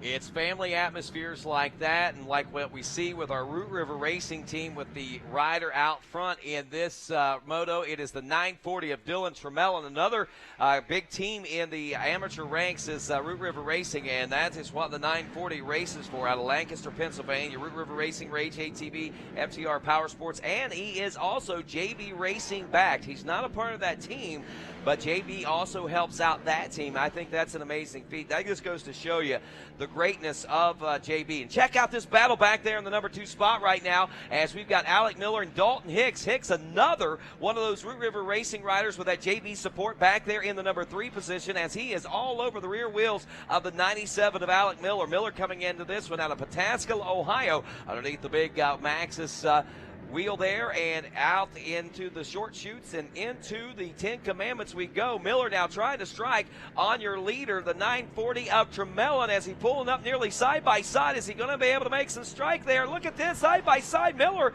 being challenged for second, now challenging for the number 1 spot. He can't make it happen, as the 940 of Trammell is able to hold pace right there in the number 1 spot. Hicks still back to the number 3 spot. Parker Weworka, he's not far off the pace either for the number 40. We got Chris Nixon in 5th, Keith Steidel in 6th, and Justin Atkinson in 7th, with Keaton Stark in the number 8 spot right now, and that is the 97 of Miller all over the 940 of Dylan Trammell, as we roll into the heart of this Loretta Lynn race course now. Side-by-side battling action over the Kawasaki Camelback now into the big sweeper turn here on the beach. Can Trammell hold the position now, Casey Creek, as we're heading into these final turns right now? This will probably be the white flag lap, if I'm not mistaken. This is the Production A class, so one more to go for these guys, as we see the white flag out. Trammell still under pressure from Miller, and Hicks still within striking distance, and don't count out Weworka. He's still within the hunt also. Yeah, there's definitely a Root River battle up there in the front. with Tremellin out front and Bubba Hicks in third. So we've seen it earlier in the last 90 class, the leader go from first to third in one corner. So there was definitely something happened to Peyton Zimmerman besides just making a mistake. Something happened to the bike or something over there. But Tremellin is running a flawless race right now up front, and Root River guys, they got to be happy to have 2 guys in the top 3. You got to run a flawless race right now, Casey Greek. There's no ifs, ands, or buts about it, because if you make a mistake, Alec Miller will be there to make hay while the sun shines, as they say. And speaking of sun shining, it is shining, and the temperatures are raising, and the humidity level is raising right along with it, as the intensity of this battle, I think, is probably being calculated by the temperatures outside, and that is hot, because the battle is hot right now. Through the big sandy sweeper turn we roll now. Yeah, definitely, and Tremellin, I've seen him around. I know him a little bit, and he's in really good shape, and I know Rich from Root River runs a tight ship. Those guys got to be in shape, so these guys, as they battle, over the back anthill there, Tremellin inside, Miller outside, and Miller almost off the track, trying to put it out there as much as he can to try to get around Tremellin. He knows time's running out as they come around the big sweeper around the round. Even better. So what we thought was going to be a bad thing for the next moto, it's turned out to be a good thing once again today. So Tremellin looks like they have this one on lock as he comes across the finish line, and Alec Miller in second, and Dalton Hicks in third place. Wow, what a great battle right down to the wire. 4 laps of intensity, and they're in Division 1. Tremellin will take the win. Alec Miller in second, Dalton Hicks in third. Worker will hold on for fourth. Looks like Chris Nixon will take the number 5 position. Keith Steidel in sixth, then Keaton Stark in seventh. Your final transfer spot should belong to the number 24 Yamaha ride of Justin Anderson. And we got another battle back there in the Division 2 with Benjamin Hysong, Chase Cunningham, Keenan Graham, also Wes Lewis, Tyler Davis, and McCain Richards in sixth, Jonathan Harrison in seventh. Eighth will go to Troy Hunt, and that'll be your final transfer spot as we roll into another one of our youth division classes, the 90 CVT 8 to 15-year-old class. Tell us a little bit about the CVTs. What are those all about? It's a centrifugal force clutch is what it is. So as they gas it, they spin, the belt tightens, they go. These things run in almost near perfect gearing at all times. If you don't have a kid that's very good at shifting, it's hard to beat these CVTs. As you see Bryce Ford out there in front right now, he rides these things really well. He rides a shifter really well. This kid has been a standout this year. He moved into some bigger classes and higher up age groups, and he's really shown through and become a great racer this year. He's a great racer last year, and the Ford camp over there, they're putting a lot out, and you can see Bryce, he's on the CVT, so there's no clutch handle to shift with. There's no foot lever to shift with. It's all done just by gas. Look at the irony in this. Now, I'm going to tell you something. He rides with the Natali experience, the number 13 of John Natali. But he wears the number 44, and he has the national championship. He almost looked like a mini Chad Whedon with a 44 and the number 1 on his bike. And now he's got a number 1 on the bike. So, yeah, definitely a little irony there. But I know Bryce follows the lead of John Natali really, really close. And those guys are a really tight group of people over there, the Fords and the Natali experience. And his bike looks just like John's. But then his numbers are all Chad's size. So maybe he's a little confused. I don't know. But I know he's always been number 44, and he's proud of that number. And this weekend he's wearing the number 1, and it's definitely not proven to be too heavy for him this weekend also. Nope, it's not a bit heavy for him, and he is wearing it well and with pride, and this young man should rightfully do so. I know he and his brother, both top riders. His brother's having some struggles in his transition up through the ranks this year, but I think next year is going to be a totally different scenario and situation that will arise for that young man. Yeah, definitely. And everyone's going to have their off year. It happens to everybody. That transition year when you go from one class into the next may not be your best year, but as long as you're there every weekend and you're giving it all your all, you're going to come back the next year and really excel and prove yourself that, it was just a bad year or just a transition year. Southlake, Texas' Bryce Ford leading this one with the number 801 of Loxahatchee, Florida, Corey Boast in second, and Cameron Trimble, the number 25 machine out of Granbury, Texas, rounds out the top 3 here at the end of lap 1, working on lap 2 of the 90 CVT 8 to 15-year-old class. And when ATVMX Live continues, we're only about 50 minutes away from the drop of the gate in Moto number 2 of AMA Pro ATV Racing. We'll be back with more ATVMX Live right after this.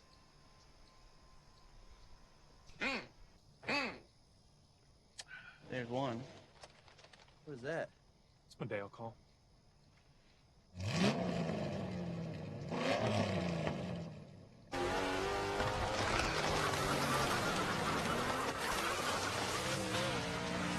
That's way better than my duck call. If you're on a diet of taking it up a notch, It's just different. drink Diet Dew, the only diet with dew in it.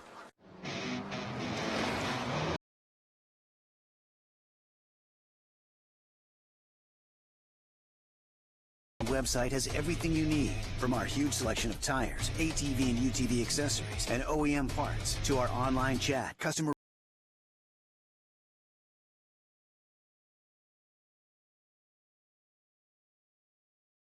ready. Do you love racing? All kinds of racing? How about pro motocross, flat track, road race, ATV, GNCC, Supermoto, Enduro Cross? Well, we've got what you're looking for. Welcome to the Racer X Show with Greg White, presented by Chaparral Motorsports. New every Tuesday on RacerTV.com. Most people want to ride like Castelli, but everyone should want to be like Castelli. Such a grounded, talented, beyond wonderful man. So committed to his career, Kirk truly was a champion of champions. Losing this legend has led us to creating the Kirk Castelli Foundation, where we are committed to protecting and supporting the lives of off-road riders. Help make the Kirk Castelli Foundation Kirk's and donate. Visit KirkCastelli.com.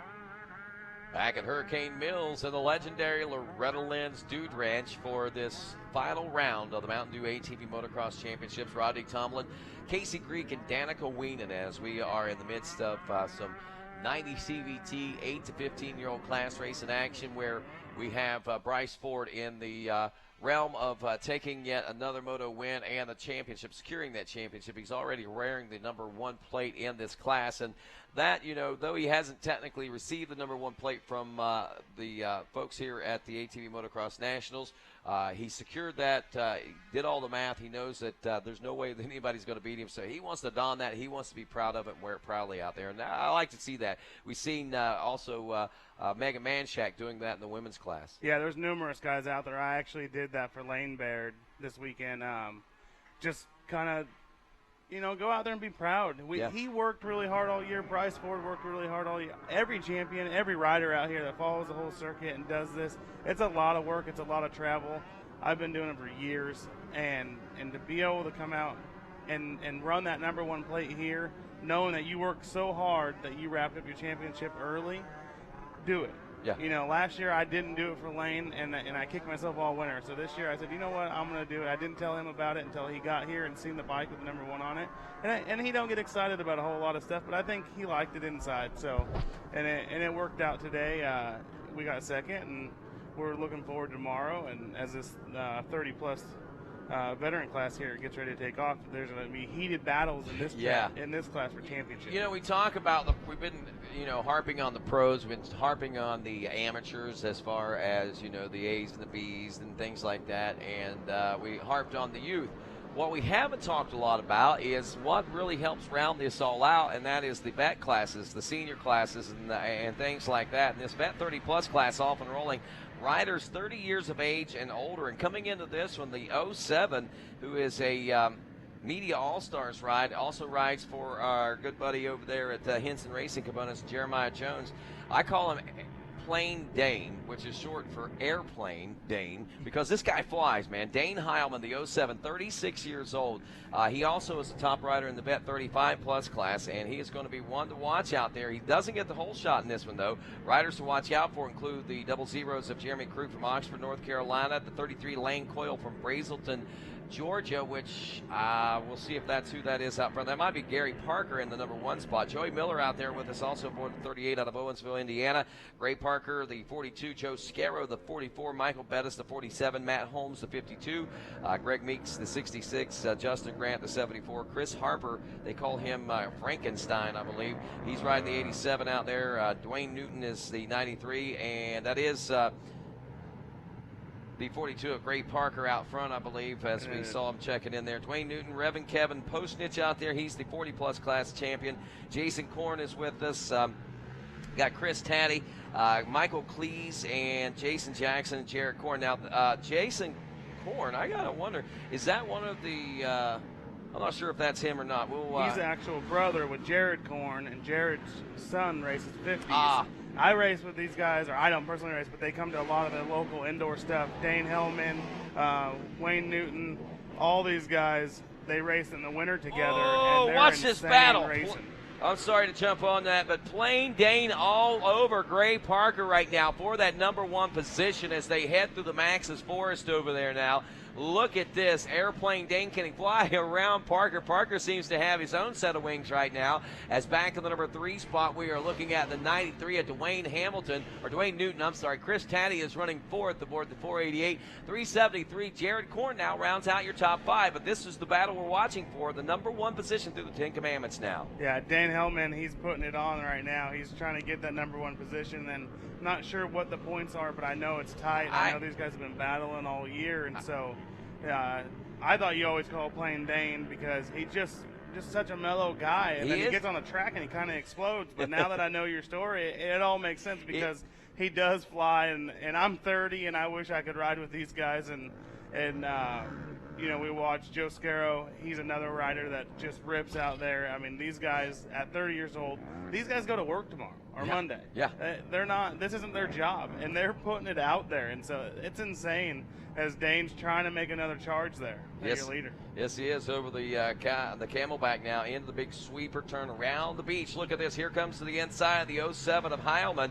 Still not able to make the pass, but he is well within striking distance, and he might be trying to work Parker into that mistake or fooling him as to where he thinks he's going to go. White flag is out. He's got one more to try to get it done in this one right now.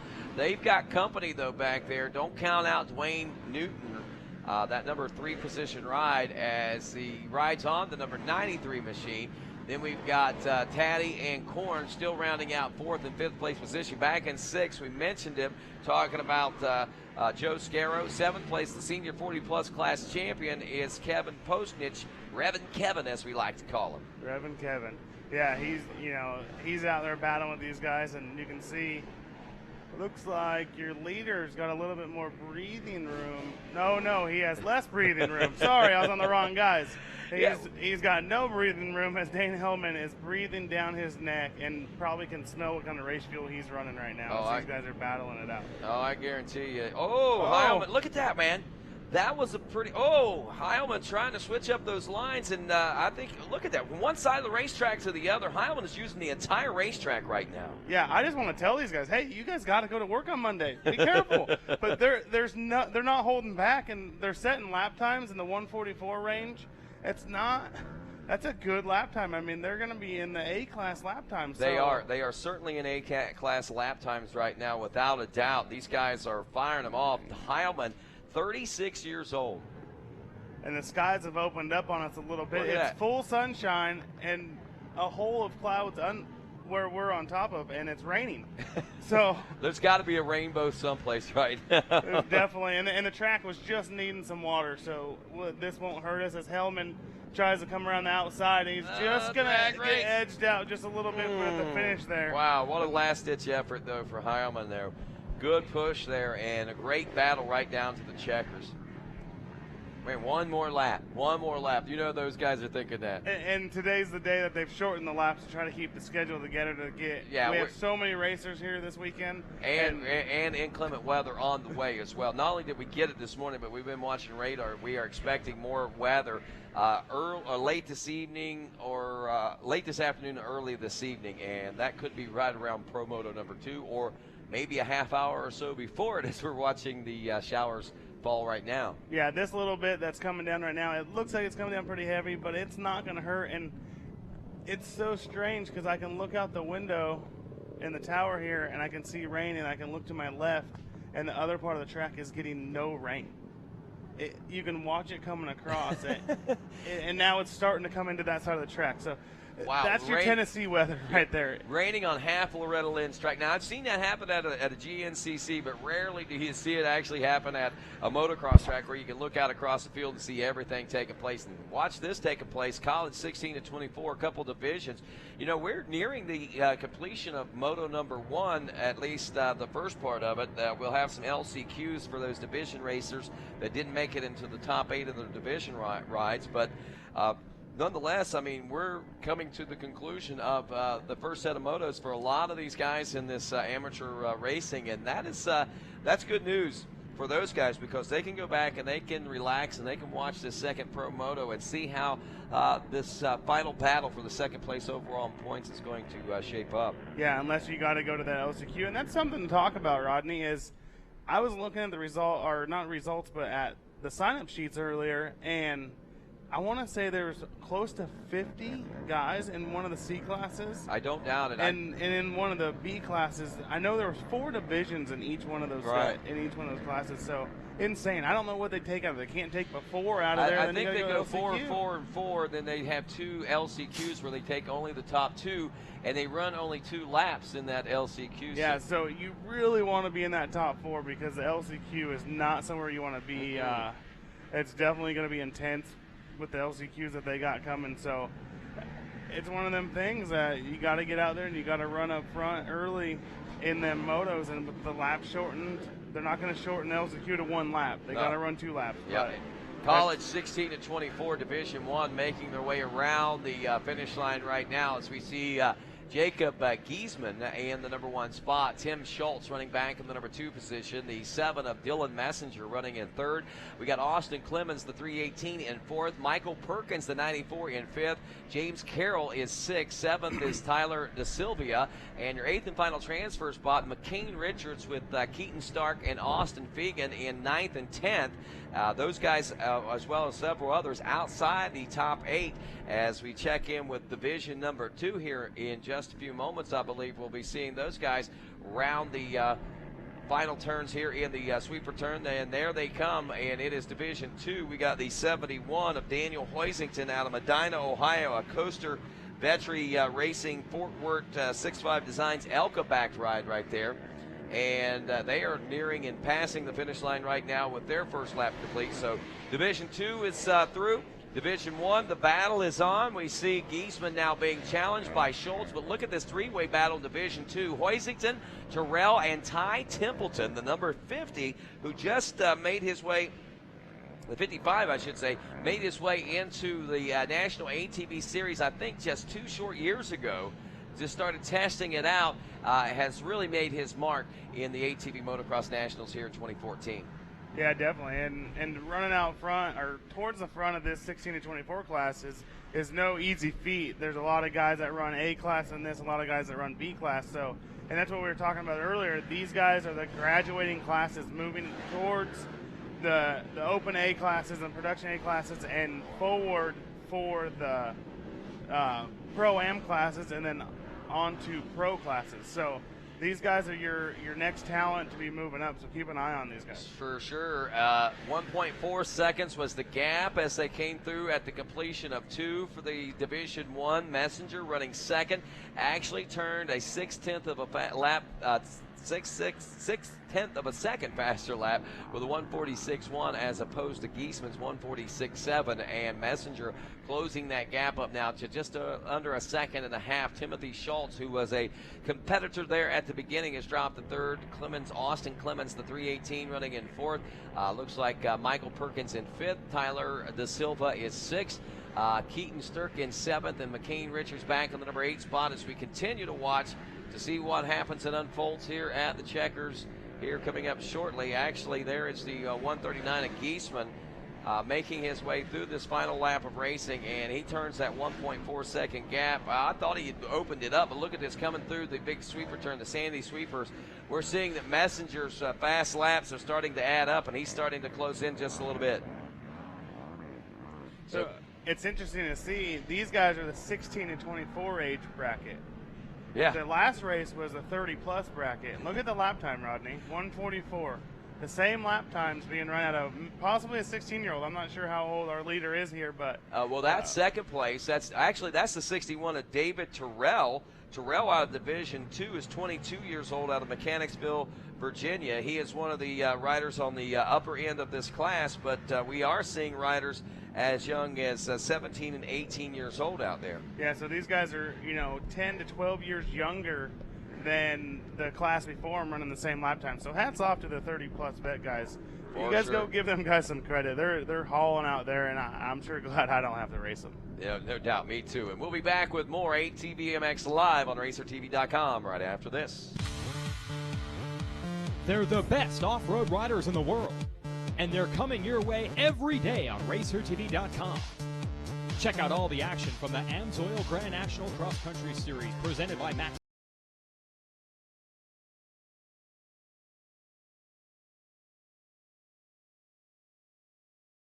Riders in the Woods. It's all on Racer TV. All racing, all the time. What do you call a machine that combines precision-engineered handling, industry-leading power, and a rider-focused design? We call it a Can-Am. From the essentials to fully loaded, you'll find that same combination in every ATV and side-by-side we build. And right now, get your own for as low as $149 a month. Can-Am, the ride says it all. Any engine. Any season.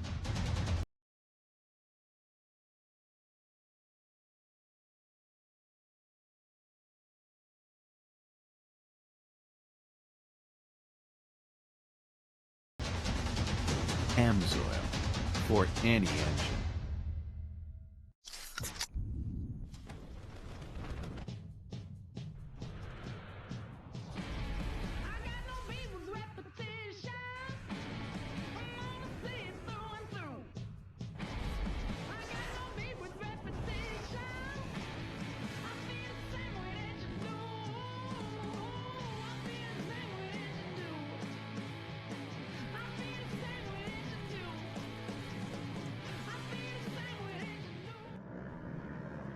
And welcome back to Loretta Lynn's and the Dirt Days 2014, what we deem the world's greatest ATV motocross racing vacation, as we are wrapping up our final races of Moto number 1 and getting ready to roll into LCQs as well. Casey Greek as the second moto of AMA Pro ATV Racing and the final moto for those guys of 2014. Yeah, and the track's getting a little christened with some water on part of it. I'm still not seeing 100% rain moved across. So we're 30 minutes away from our next pro moto, Moto 2, final moto of 2014, wrapping up here at Loretta Lynn's Dude Ranch. And we got the last race of first motos of the final round on the track right now for the amateur guys. And so we're going to wrap up some conceits with those guys up next and then move right into the pro motos. Schoolboy Junior class is what we have on the track right now. This is one of the classes that I think that Cole Cephacy was running earlier this year. Right now we don't see him out on this one. Obviously, I think he may have wrapped up this champ. Maybe it's the Schoolboy Senior he's racing in. I'm sorry. So it was the Schoolboy Senior he was racing in. This is the junior division. But these are the types of machines that he was racing on, going from this to the Open A and Pro-Am class. Pretty impressive stuff, to say the least. Definitely, and it's good to see someone take that plunge and just go for it, and him not bag up into like the B class for a year or something. I actually talked to his dad yesterday when we were filming that bit, and just me and him just talking, and he said, he's in this awkward age that, he wanted to do it last year, but he couldn't move up because he wasn't 16 years old. So now that he'll be 16 before our racing year next year, he can move up into the bigger classes. And so for him, it's one of those things it's not going to be a make or break year for Cole Cephacy next year. He's going to go out and race every round and just be there and learn so much. The biggest thing that's going to help him next year is just the valuable knowledge that he will learn. The year after that is the year that you're really going to watch that kid come alive. And I'm sure next year he's going to go out and win some motos and be consistently in the top 5 and be a front runner for sure. For sure. Being backed by Wiener Motorsports, he's going to have that challenge there. But what you'll really see is the next year when he comes alive. Yes, Sky Volkamer alive in this Schoolboy Junior 13 to 15-year-old moto we're watching right now. Volkamer out of Runnels, Iowa, on board the number 14 machine. And there's that rain. Look, it's not now. It's starting to rain right here at the announcer's tower. Finally, it was raining over behind the billboard there for a few moments before it started raining here. Now the rain starts to fall again. And Volkamer out front. Grayson Eller, a part of the JB Racing Cheerwine team over there, the 171, running in second place. Chad Myers, the 21, is third. Nick Weber, the 16, in fourth. Siler Jackson, the 99 Slash, in fifth. In sixth, it's Jesse Boyle. Seventh is Devin Kendrick aboard the 11. Eighth, the number 5 of looks like Briley Harris. In ninth, we got the 71 of Steven Schoberg. And rounding out the top 10, Jonathan Trower aboard the number 88. That's your top 10 after 2 laps of racing complete. And it looks like Volkamer, Sky, making it happen out there. Yeah, and the JB backed Grayson Eller. He's having a stellar ride this weekend. I know there's big things in the works for that kid for the future. He's another one of the JB riders, as we said a couple times now. He's a good kid. He's tall. He's getting onto a little bit bigger of a bike now in this class, and I think he's really enjoying that, being able to stretch out his legs a little bit. I know he is very tall for his age and a really good kid. His dad is David Eller, and another good guy out there as the rain continues to now cover the whole track. So, wow, what a day. And rain it's coming down heavy right now. So. Look at that. It's pounded down out there right now. Big drops coming down also. And is that coming in from a different direction than earlier?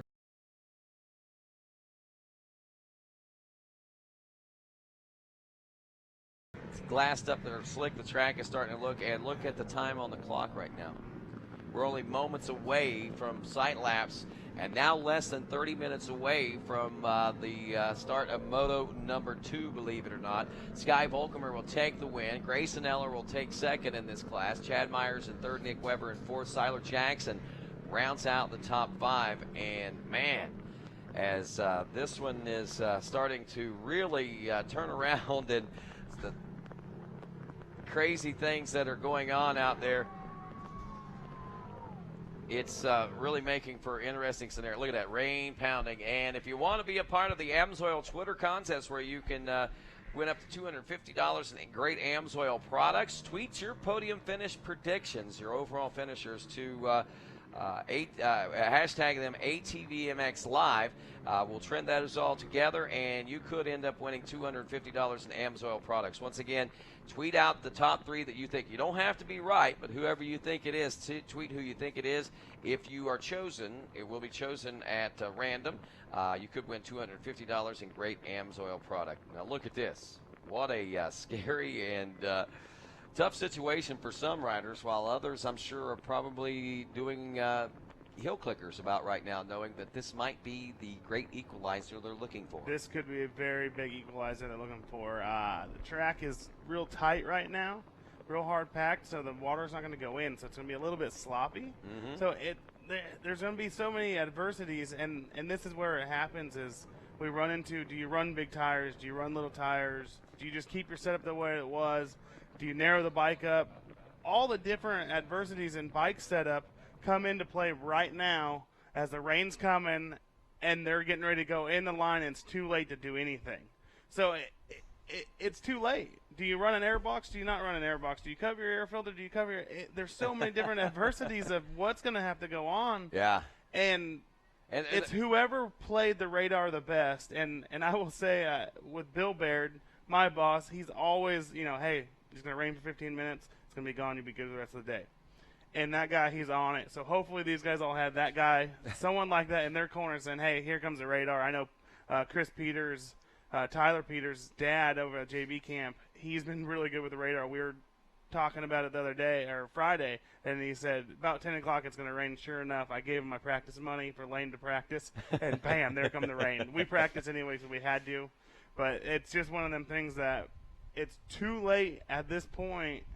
They're already all on the starting line, and it's raining down, and we got standing water, so unfortunate situation going on right now. It is an unfortunate situation, but at the same time, it is interesting. Stick around and find out how it all unfolds when we return with ATVMX Live here on Racer TV.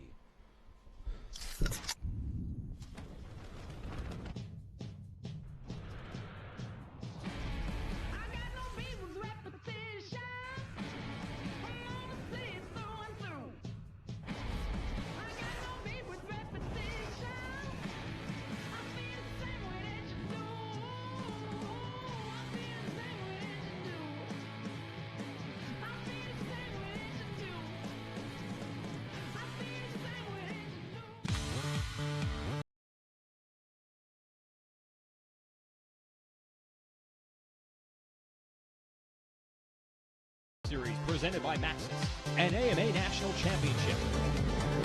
With live race coverage every week and weekend wrap-up shows. Fastest riders in the woods.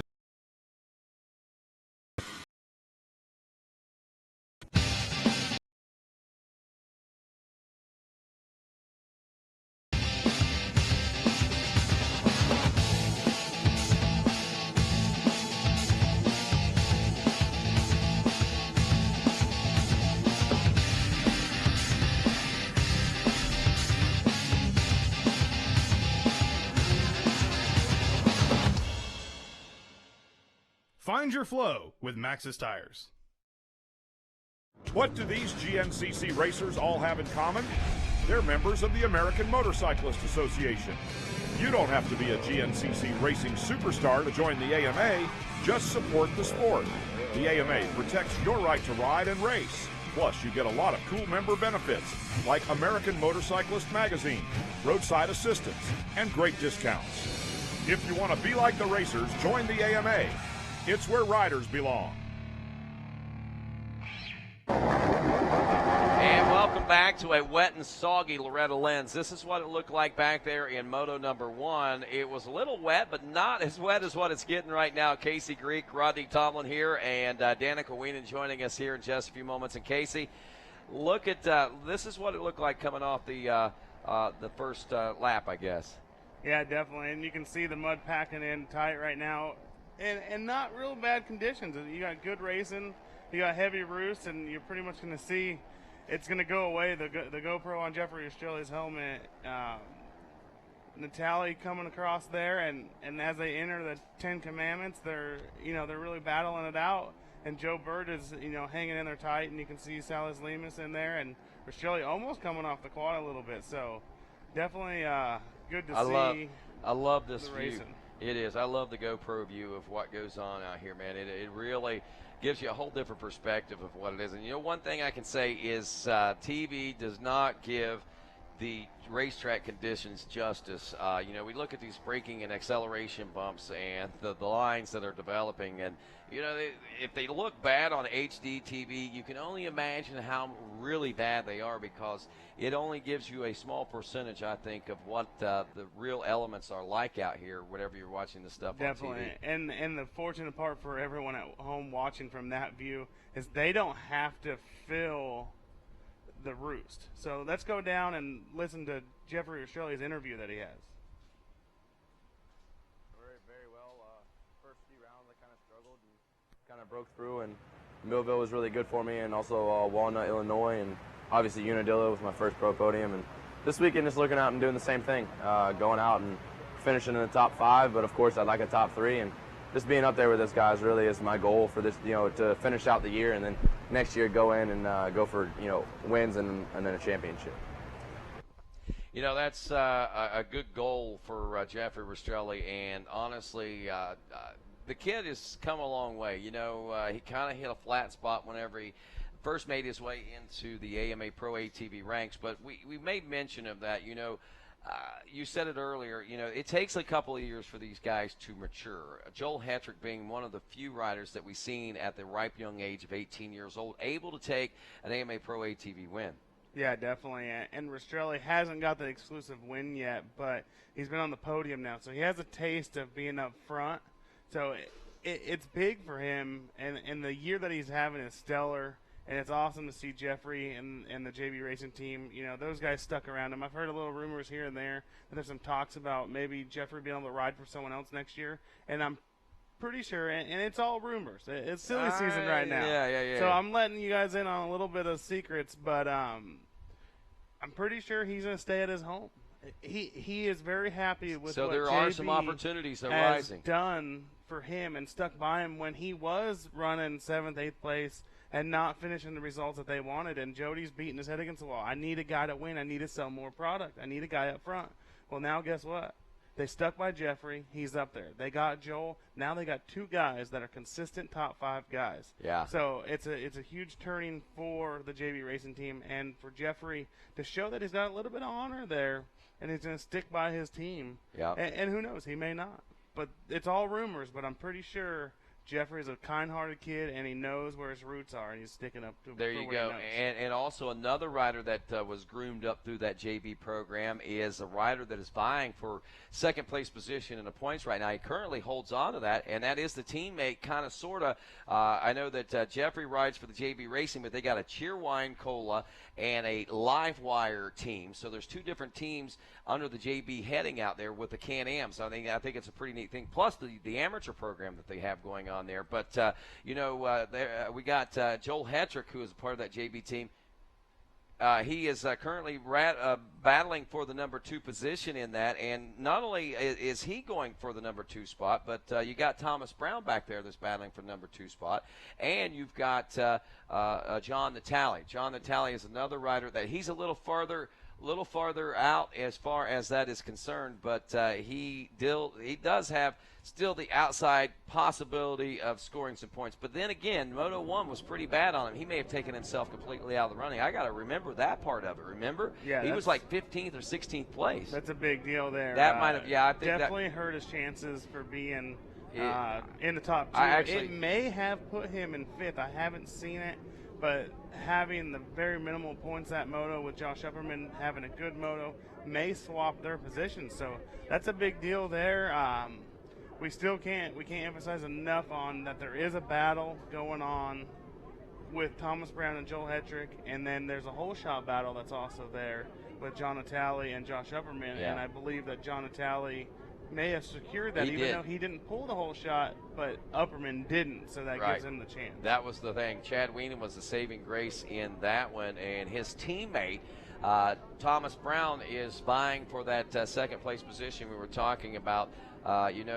Joel, we heard him talking about it in the post-race interview after Moto number 1, talking about just trying to secure second overall in the points. Well, Thomas Brown's in the same boat right now. We had a chance to catch up with him before Moto 1 actually ran. We're here at Loretta Lynn's. Final race of the year. We're sitting 3rd in points, 11 points behind Joel, and only 5 ahead of Natalia. Really need a clean weekend. Basically, all I can do is go 1-1 and hope for the best. We're really hoping for a little bit of dry weather and just see what we can do and let the best man win. I'm ready, and see what we can do. And there you have it, Casey. That is a circumstance and a situation that is arising. I think that he got that buffer he was looking for, the 5 points that he had back to John Natale. He did gain a few points on Joel Hetrick also, but here's where it is going to weigh heaviest. In the rain. We're here at Loretta Lynn. And that is going to mean that he is going to want to try to win Moto, of course, and he's going to have to hope for miracles to happen behind him. How good of a rider is Joel Hetrick in the rain? How good of a rider is Thomas Brown in the rain and mud right now? I mean, those are some questions we really haven't had a chance to answer this year. We could have maybe said something about it last year, but it's been so long since I had seen a mud race. I honestly can't remember who the real mudders are out there. Yeah, and Joel Hetrick's never been shy about saying that he doesn't like racing in the main or in the mud. It's not that he's not a good mud rider. He's just not. He doesn't like it. He doesn't like getting dirty, I guess. Thomas Brown, he doesn't like it either, but he is actually really good in the mud. Chad Weenan, I've seen him struggle in the mud. Over the last couple of years, he's matured so much that he's become a really good mud rider. John Natale could throw a big wrench in this program right now, this moto. He is good in the mud. Yeah. I've won many races with John Natale in the mud. Rastrelli's not so bad in the mud. All these guys, you know, and you can get a wild shoe in there. Someone could come through and, you know, you could see your Rookie of the Year, Cody Jansen. Yeah, the pull great a shot equalizer. and run in the mud. And maybe his setup was set up better for the slick, and maybe that's what they missed the first moto. You never know. Actually, it probably was because I was talking to him, and he was gearing up for a mud race today. That's the one thing that they said that they were setting up for, and that could have been probably a big hinge on that for him. And, well, you know, you never know. The great equalizer, that's what they call the rain and mud at any type of racing event, and here at Loretta Lynn's and ATV Dirt Days is no different. It is, and when I worked for Doug Gus, he would pray for rain because he knew it'd come down raining, and he'd just start smiling. And everyone knew that Doug was going to go out and put it to him. And every time it rained, almost the whole year I worked for him, that was the guy to beat. He went out and put it to him. He had the maturity and the mindset. It didn't bother him. A lot of the guys, probably one of Joel's biggest weakness with the rain is that it just gets to his head. Yeah. He's a great mud rider. There's not a problem with what he's doing on the track when it's muddy. It just gets into his head, and all of a sudden he just kind of over it. He doesn't want to ride the mud, so it's a big deal. That could be that could be some immaturity on his part. I mean, he's only 3 years into the pro class right now, still maturing actually. Yeah, definitely. And I've said it from day one once Joel Hetrick turned pro. I said he won't win a championship in his first 3 years. I said I think Joel Hetrick's championship year is going to be 2015. Oh, so Casey the Greek here. and I could be 100% wrong, but I'm putting a lot of bank towards Joel Hetrick, his maturity level, his physical shape. Everything is played into it. And if you watch Chad Weenan, he raced 2006, 2007, 2008, 2009, 2010, all these years, and then all of a sudden he catch stride. The problem that Joel has is Chad Weenan, because Chad is in premium form of his racing program. His program is so solid. He's solid. So it's going to be a hard-fought battle. But I think if there is one guy that matures to that next level and is ready to take on the challenge of Chad Weenan, it's Joel Hetrick. I think you're right. I think you're right. And very good analogy. And Casey the Greek, good points there. And we'll see if your predictions come true. We'll take a break, and we'll be back with more ATVMX Live right after this.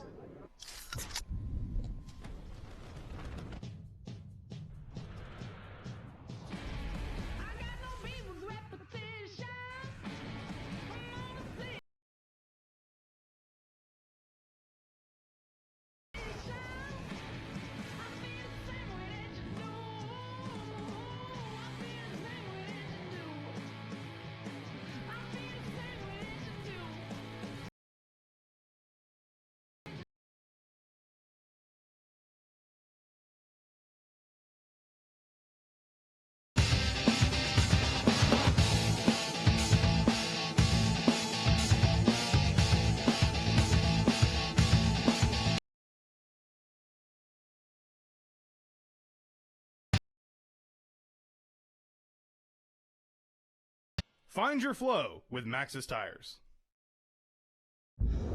What do you call a machine that combines precision-engineered handling, industry-leading power, and a rider-focused design? We call it a Can-Am. From the essentials to fully loaded, you'll find that same combination in every ATV and side-by-side we build. And right now, get your own for as low as $149 a month. Can-Am, the ride says it all.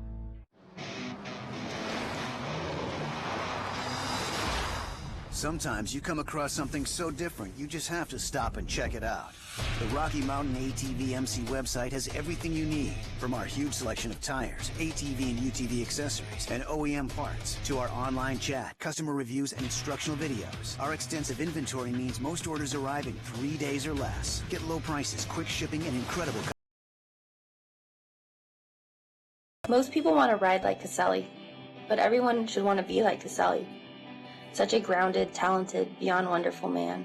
So committed to his career, Kirk truly was a champion of champions. Losing this legend has led us to creating the Kirk Castelli Foundation, where we are committed to protecting and supporting the lives of off-road riders. Help make the Kirk Castelli Foundation Kurt's greatest accomplishment. To learn more and donate, visit KirkCastelli.com. Do you love racing? All kinds of racing? Track, road race, ATV, GNCC, Supermoto, Enduro Cross. Well, we've got what you're looking for. Welcome to the Racer X Show with Greg White, presented by Chaparral Motorsports. New every Tuesday on RacerTV.com.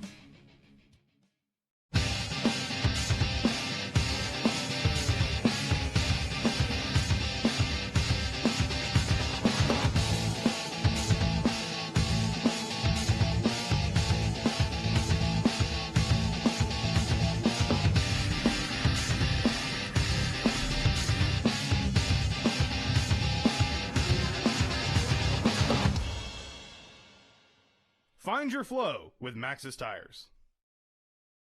What do these GNCC racers all have in common?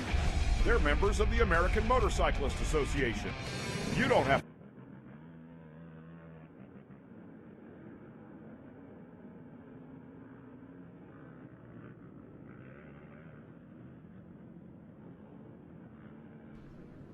Welcome back, everyone. RacerTV.com back here at Loretta Lynn's Ranch as we roll into this second and final moto of 2014 here at Dirt Days, and the final moto of this championship season for AMA Pro ATV riders. And moto number one, a real barn burner. As we saw Chad Wienen take the SSI Decals Whole Shot Award with Josh Upperman hot on his rear wheels.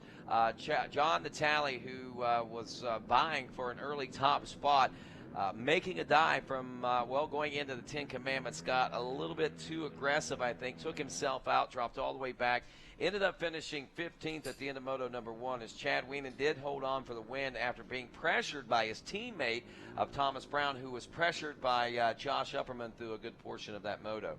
And Joel Hedrick. And Joel Hedrick. Actually, Hedrick got around Upperman, and there toward the end of the moto, that's when it really got. Yeah, the big story was that battle. It was a really intense battle. The top four positions there, and John Natale, where was his mindset in a little bit of a gutsy move? I always love the gutsy moves. Throw it in there, make it happen, keep it safe, do all that stuff. But he took himself out of the moto. I'd seen him circulating the track, and he was back up to speed. Not sure what happened. Haven't got down there to get the juices on that yet, but to see that's one of those situations a bad decision take you out of that is disappointing. But here's the thing: had that worked, had he got to the front of the pack, had he won that moto, that's the greatest move John Natale could have ever made. So it's kind of a double-edged sword. And check it out, underneath the canopy there at the start line, Chad Wienen sits in the shade and did not take the sighting lap. He is not concerned about what this racetrack looks like. He wants to be clean when he heads into turn number one. Definitely, and if he can be 30 pounds lighter going into first turn, then there you go. Now the whole shot's on your side. Power to weight ratio. It's a big key in ATV racing, any kind of racing. Also, the thing I've seen with Chad is he's opted to the big tires. So I kind of disagree with his chance to sit there and let everyone else go out for a muddy sight lap. But then I agree with him because his bike's lighter, but now he's putting bigger tires on. He's kind of in a bind there because has he started on them big tires lately? Has he ridden with them big tires lately? No. So these guys, I know Chad does practice at home every now and then with big tires, so he's ready for this situation. Yep. But when was the last time he practiced? We don't know. I don't know. I'm sure the PT, Paul Turner, probably has all the confidence in the world in the number one and his three-time champion, saying, you don't need it, buddy. You don't need it. But regardless of what happens, Chad doesn't even have to start this moto to win the championship. That's already taken care of. What he has to do is just go out there and have fun. And yeah, it is kind of weird that he would make that option, take that option, and it's not a weight-bearing moto in any way, shape, or form. I think we're going to see the benefit in taking that option. As you can see, Joel Hedrick, everyone else is really muddy. It's not a heavy mud right now, though. It's a wet mud, so maybe not. But you can see it looks like most of these guys opted for bigger tires. Yep. Me personally, I don't think the ruts are deep enough for big tires. I think the little tires may have been better. But it's so slick, the big tires are going to slow your force down, and it's going to slow your tire spin down. which can benefit. As the moto goes on and gets a little bit tackier, turn the guys with the little tires might start to excel. So majority of them are on bigger tires. So it kind of evens up the playing field. Yeah. It's kind of a trend of what everyone does. So everyone kind of great scrambles into it. The mud, the great equalizer. And who do you think is going to get on the podium today? Tweet your podium finishers, your podium prediction finishers to hashtag ATVMX Live for a chance to win $250 in AMSOIL products. Winners will be chosen randomly. All you got to do is hashtag it with ATVMX Live. It'll trend, and who do you think is going to be? Give us 3 of your predictions here heading into this moto. Moto 1, Chad Ween and Thomas Brown, Joel Hedrick, Josh Creamer, and Josh Upperman were your top 5. Jeffrey Rastrelli finished in 6th, Joe Bird with 7th. The Town Casanave out of South America, Argentina, making his pro racing debut today, finished up 8th. Rookie Sean Taylor finished 9th, and Ronnie Higgerson, who's battling for a Pro-Am championship right now, rounded out your top 10. Tennessee's Travis Moore was 11th. Johnny Hell finished 12th. Silas Lehman's another Tennessee rider. He's a rookie this year, finished 13th. Your AMA Pro ATV Rookie of the Year, Jansen, finished 14th. John Natale took 15th. Remember, two-time ATV national champ Tyler Hamrick 16th, and Brett Music was 17th. As we head down to the start line right there, we see our 32nd card girl making the business known, and again, that's Beth Piper out of Peru, Indiana. Kate Wright, out of Asheville, North Carolina, giving us our Moto 2 board there just a few moments ago. The Mountain Dew Kickstart Rep Girls out there. They also passed out some great Mountain Dew Kickstart free out in the Mountain Dew hospitality area there just a little bit ago. Right now, as Miss Beth Piper gets the 32nd card up, the riders get themselves ready to roll. And there they go. Speaking of Ronnie Higgerson, maybe it's not the best decision for him to ride this moto or any of these motos today, as we get the whole shot. And that was looks like Josh Creamer.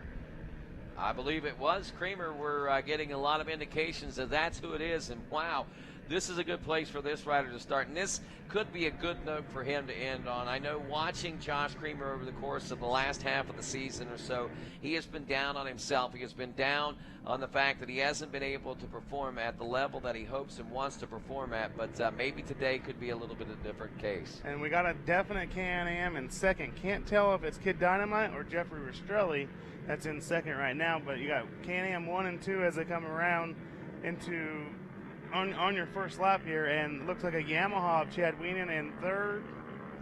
So you can definitely see the water is standing on the track very well, and it's making our life hard, except Josh Creamer's making our life easy with the big number 9 on the front that's still clean because he pulled the whole shot. Yes, it is, and he's keeping it clean, picking up some points in that whole shot challenge, but at the same time, that one belonging to John Natale, if memory serves me correct, for the 2014 season. But still, good to claim some honors here in the latter part of the year. And look at this already.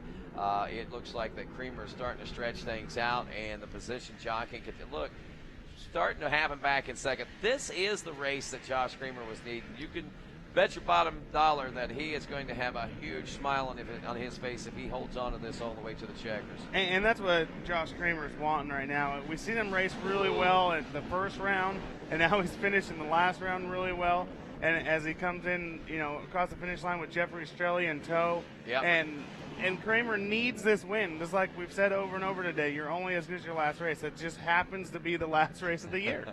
Well, Creamer out front now. Wienen, I believe, is taking over second as Rastrelli will drop to the number 3 spot. Thomas Brown in 4th. Cody Jansen, Rookie of the Year, in the number 5.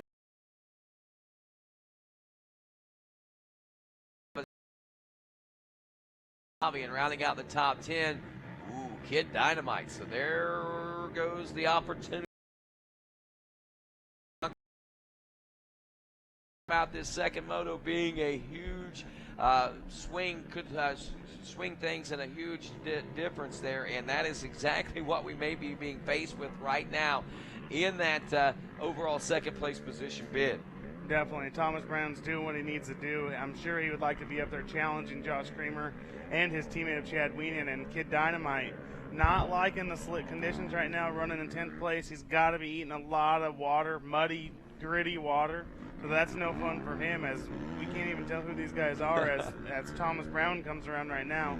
You know, the backside of these guys are cleaner than the front side, which is typical, but usually not this bad. So Thomas Brown working his way into that 4th position, and he's, you know, trying to close up on Jeffrey Rastrelli. Jeffrey Rastrelli, another ride.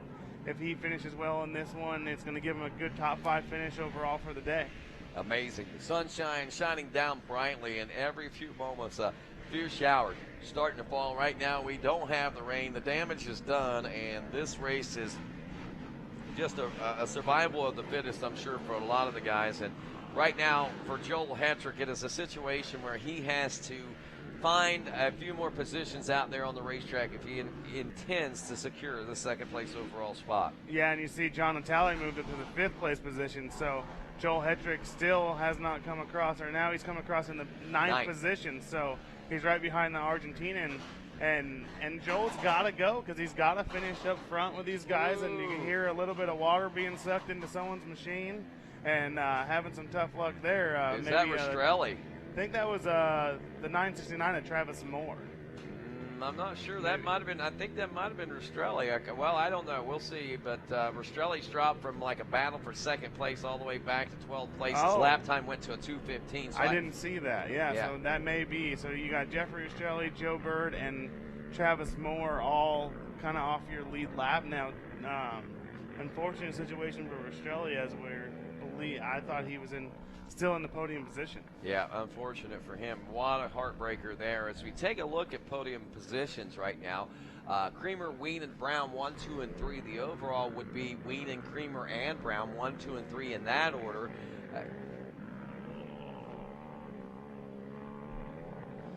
Yeah, to get that podium position and for Creamer to come out of here with a 2nd overall, if he can hang on and win this moto, is a huge feat for him. And I don't know how many podiums he's gotten this year exactly, but I believe it's only 1. Yeah, Creamer, yeah, I think you're right. I think there has only been 1 of those for Josh Creamer this year, and that's a heartbreaker for him because he's not only used to winning races, but at least being on podiums, and to not be able to make that happen, that is at least more than once this year is a true heartbreaker. Yeah, as a past champion, he's definitely one of those guys that is accustomed to winning and typically wins, and so he needs that moto today to win, and that's something that we're seeing him do right now, is put it down and show that he is capable of winning races and maybe contending for a championship again next year.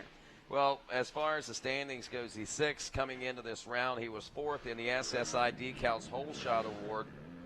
And right now, as I look at his overall results, how many times he actually podiumed here. 1, 7th, we got a 4th, we got a 3rd. At looks like in New York, up in New England, there was a 3rd. We also had a 3rd at the Mountain Dew ATV Spring National in Millville, Minnesota. So he did get 2 third-place finishes in motos, but never got any overall podiums that I can see here looking down through the ranks of those I can see races. Here as Joel Hetrick is coming around. He's still in the 9th place position, does not have his goggles on. Not a situation anyone wants to be in. The track's starting to tack up just a little bit, but not enough to make it a great racetrack right now. But, you know, Joel Hetrick, he's got to put in the time. I don't know what the points are going to end up, and if it will actually do anything with his rival and 3rd place in points, Thomas Brown in 3rd. But right now you still got Josh Creamer pulling his lead out pretty good. He's got a couple seconds. Well, Hetrick all the way back in the number 9 position as we turn our attention back up front to the 2010 champ of Josh Creamer. Rider currently posting up 1:47 lap times, the number 9 BCS Can-Am machine. Having to lead the national championship season, Casey, and you were a part of that team at one point when Team Suzuki back in the major crunch, and we saw the trouble starting to come, the last trouble starting to come in ATV motocross racing when Suzuki and a few other teams had to pull out. Josh won the championship in 2010. 2011, he had no team to return with. Yeah, and you don't see that very often. And I think there may have been a spot that he could have finally found into, but there was a lot of adversity that went on that year after he won the championship. He was looking for a little bit more money to go out and run that number one plate. So unfortunately, I think he only got to run that number one plate twice. Wasn't the year he wanted, but he also went to a different series and run that series that was local, closer to home, and did that. Kept himself in race shape and, keeping things going there.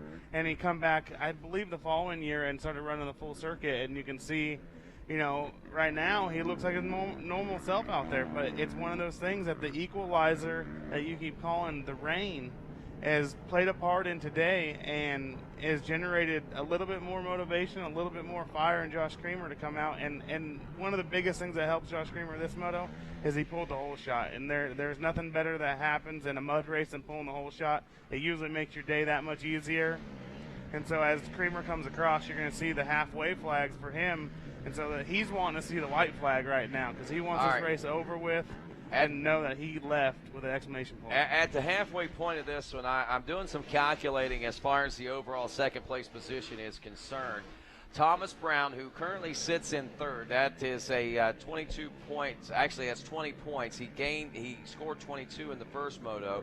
How many did he gain on Hedrick? In Moto 1, he gained 2 points. Here in Moto 2, he will gain 7. That's a total of 9 points. So there's an 11-point deficit. So if things stay the way they are right now, Hedrick has second place locked up. However, if you move up move up another position into the number 2 spot, then Thomas Brown all of a sudden gains 2 more points. They're tied at 11 points, they all of a sudden become tied in the points race. The best finish in the last race in that last moto breaks the tie, so all of a sudden Thomas Brown becomes the second place overall in the championship points race. Yeah, and it's one of those things, and the only thing that Thomas has to be careful for, and there's nothing he can do about it but go forward as much as he can. But with Joel Hedrick, he's going to steadily move up. As we can see, he's now moved himself into the 8th position. So Joel's moving there. Thomas Brown, and the flawless ride. I don't think anyone's coming towards getting up there with Kramer. Chad Wienen's got the overall wrapped up, so he knows he can hang out there in second. Thomas he's solid where he's at. He's the guy that needs to move through these guys. But in the conditions that we have, it's going to be tight for him to actually do that. So I am so stoked for JC9 right now. This was the ride that he needed. I know since round 2 at Muddy Creek, I think it was, or maybe round 3, round 2, he and I believe Thomas Brown got together. Brown came in on him there over that tabletop jump.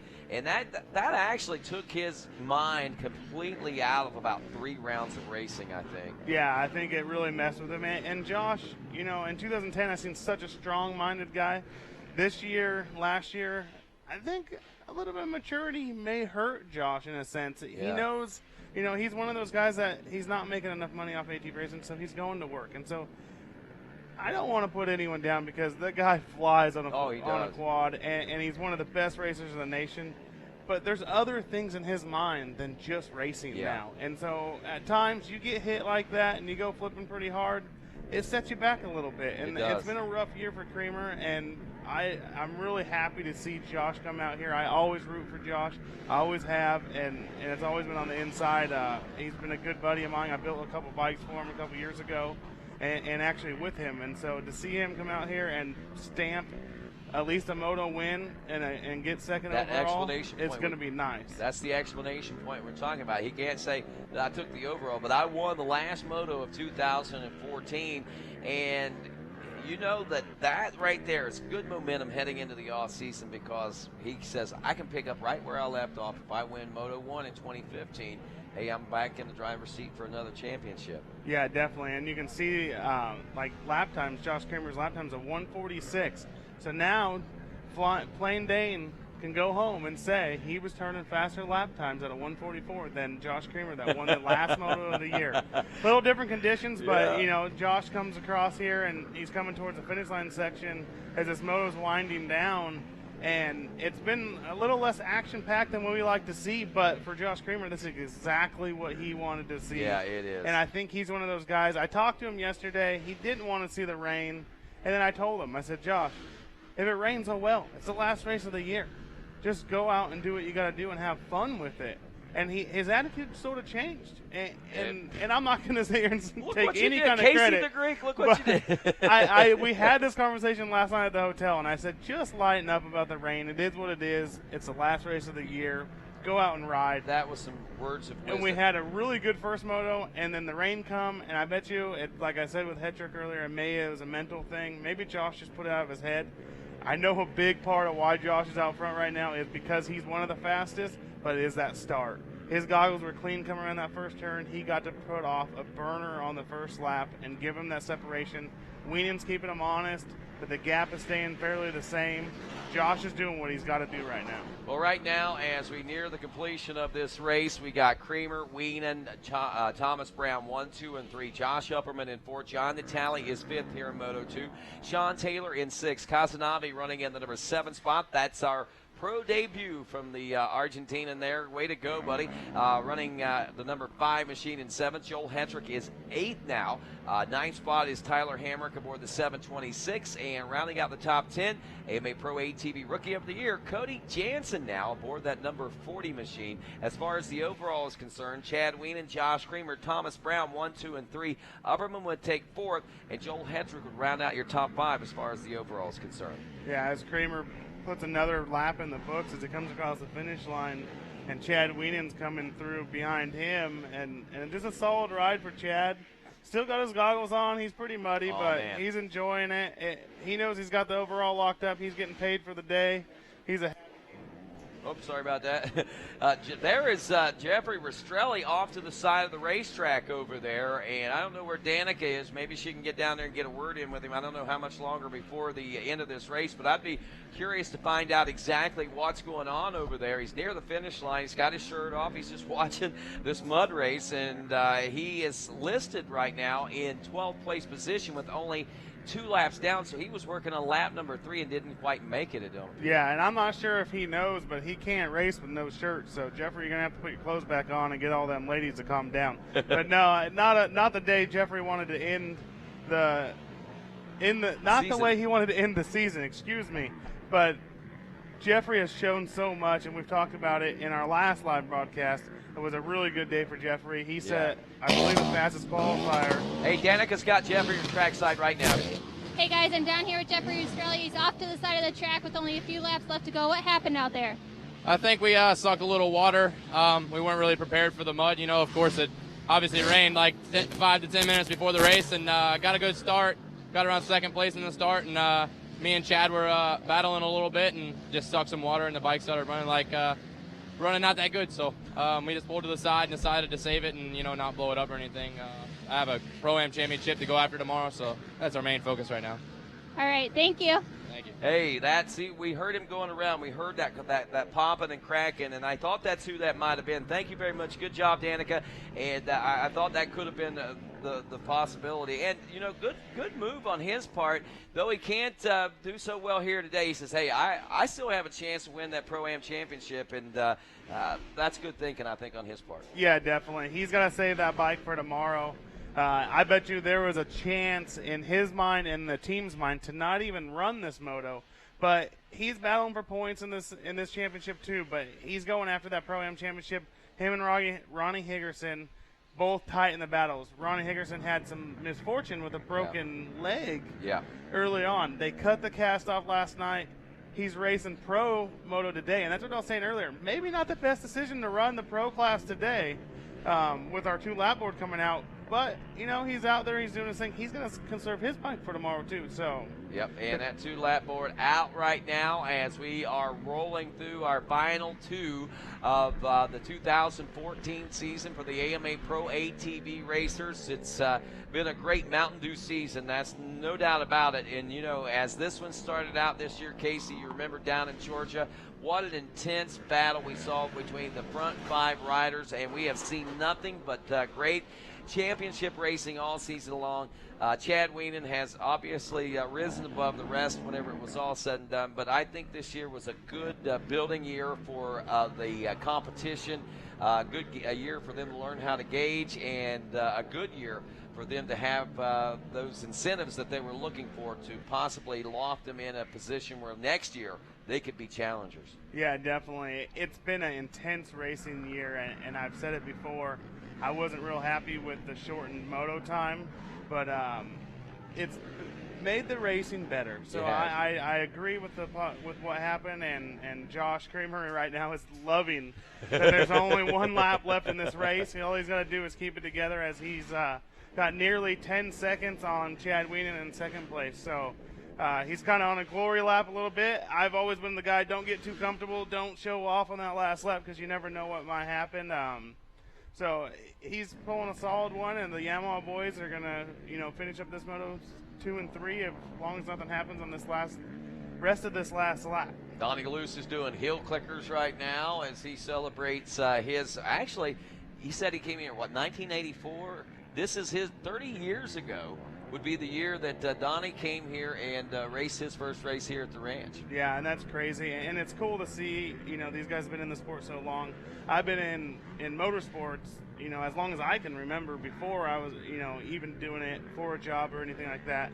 And Donnie, the same thing. I'm sure he's been in this stuff close to 40 years, yeah. Or, somewhere in there. But maybe he's 40. racing now, ATCs. Did you say you're 30 years old? Is that what you said? Yeah, I'm 30 years old. So you were born in 1984 then, right? 83. 83. Oh, my gosh. So whenever you were just a toddler whenever Donnie was racing for three-wheelers. Exactly. and it's cool to be around and be in the industry with these guys.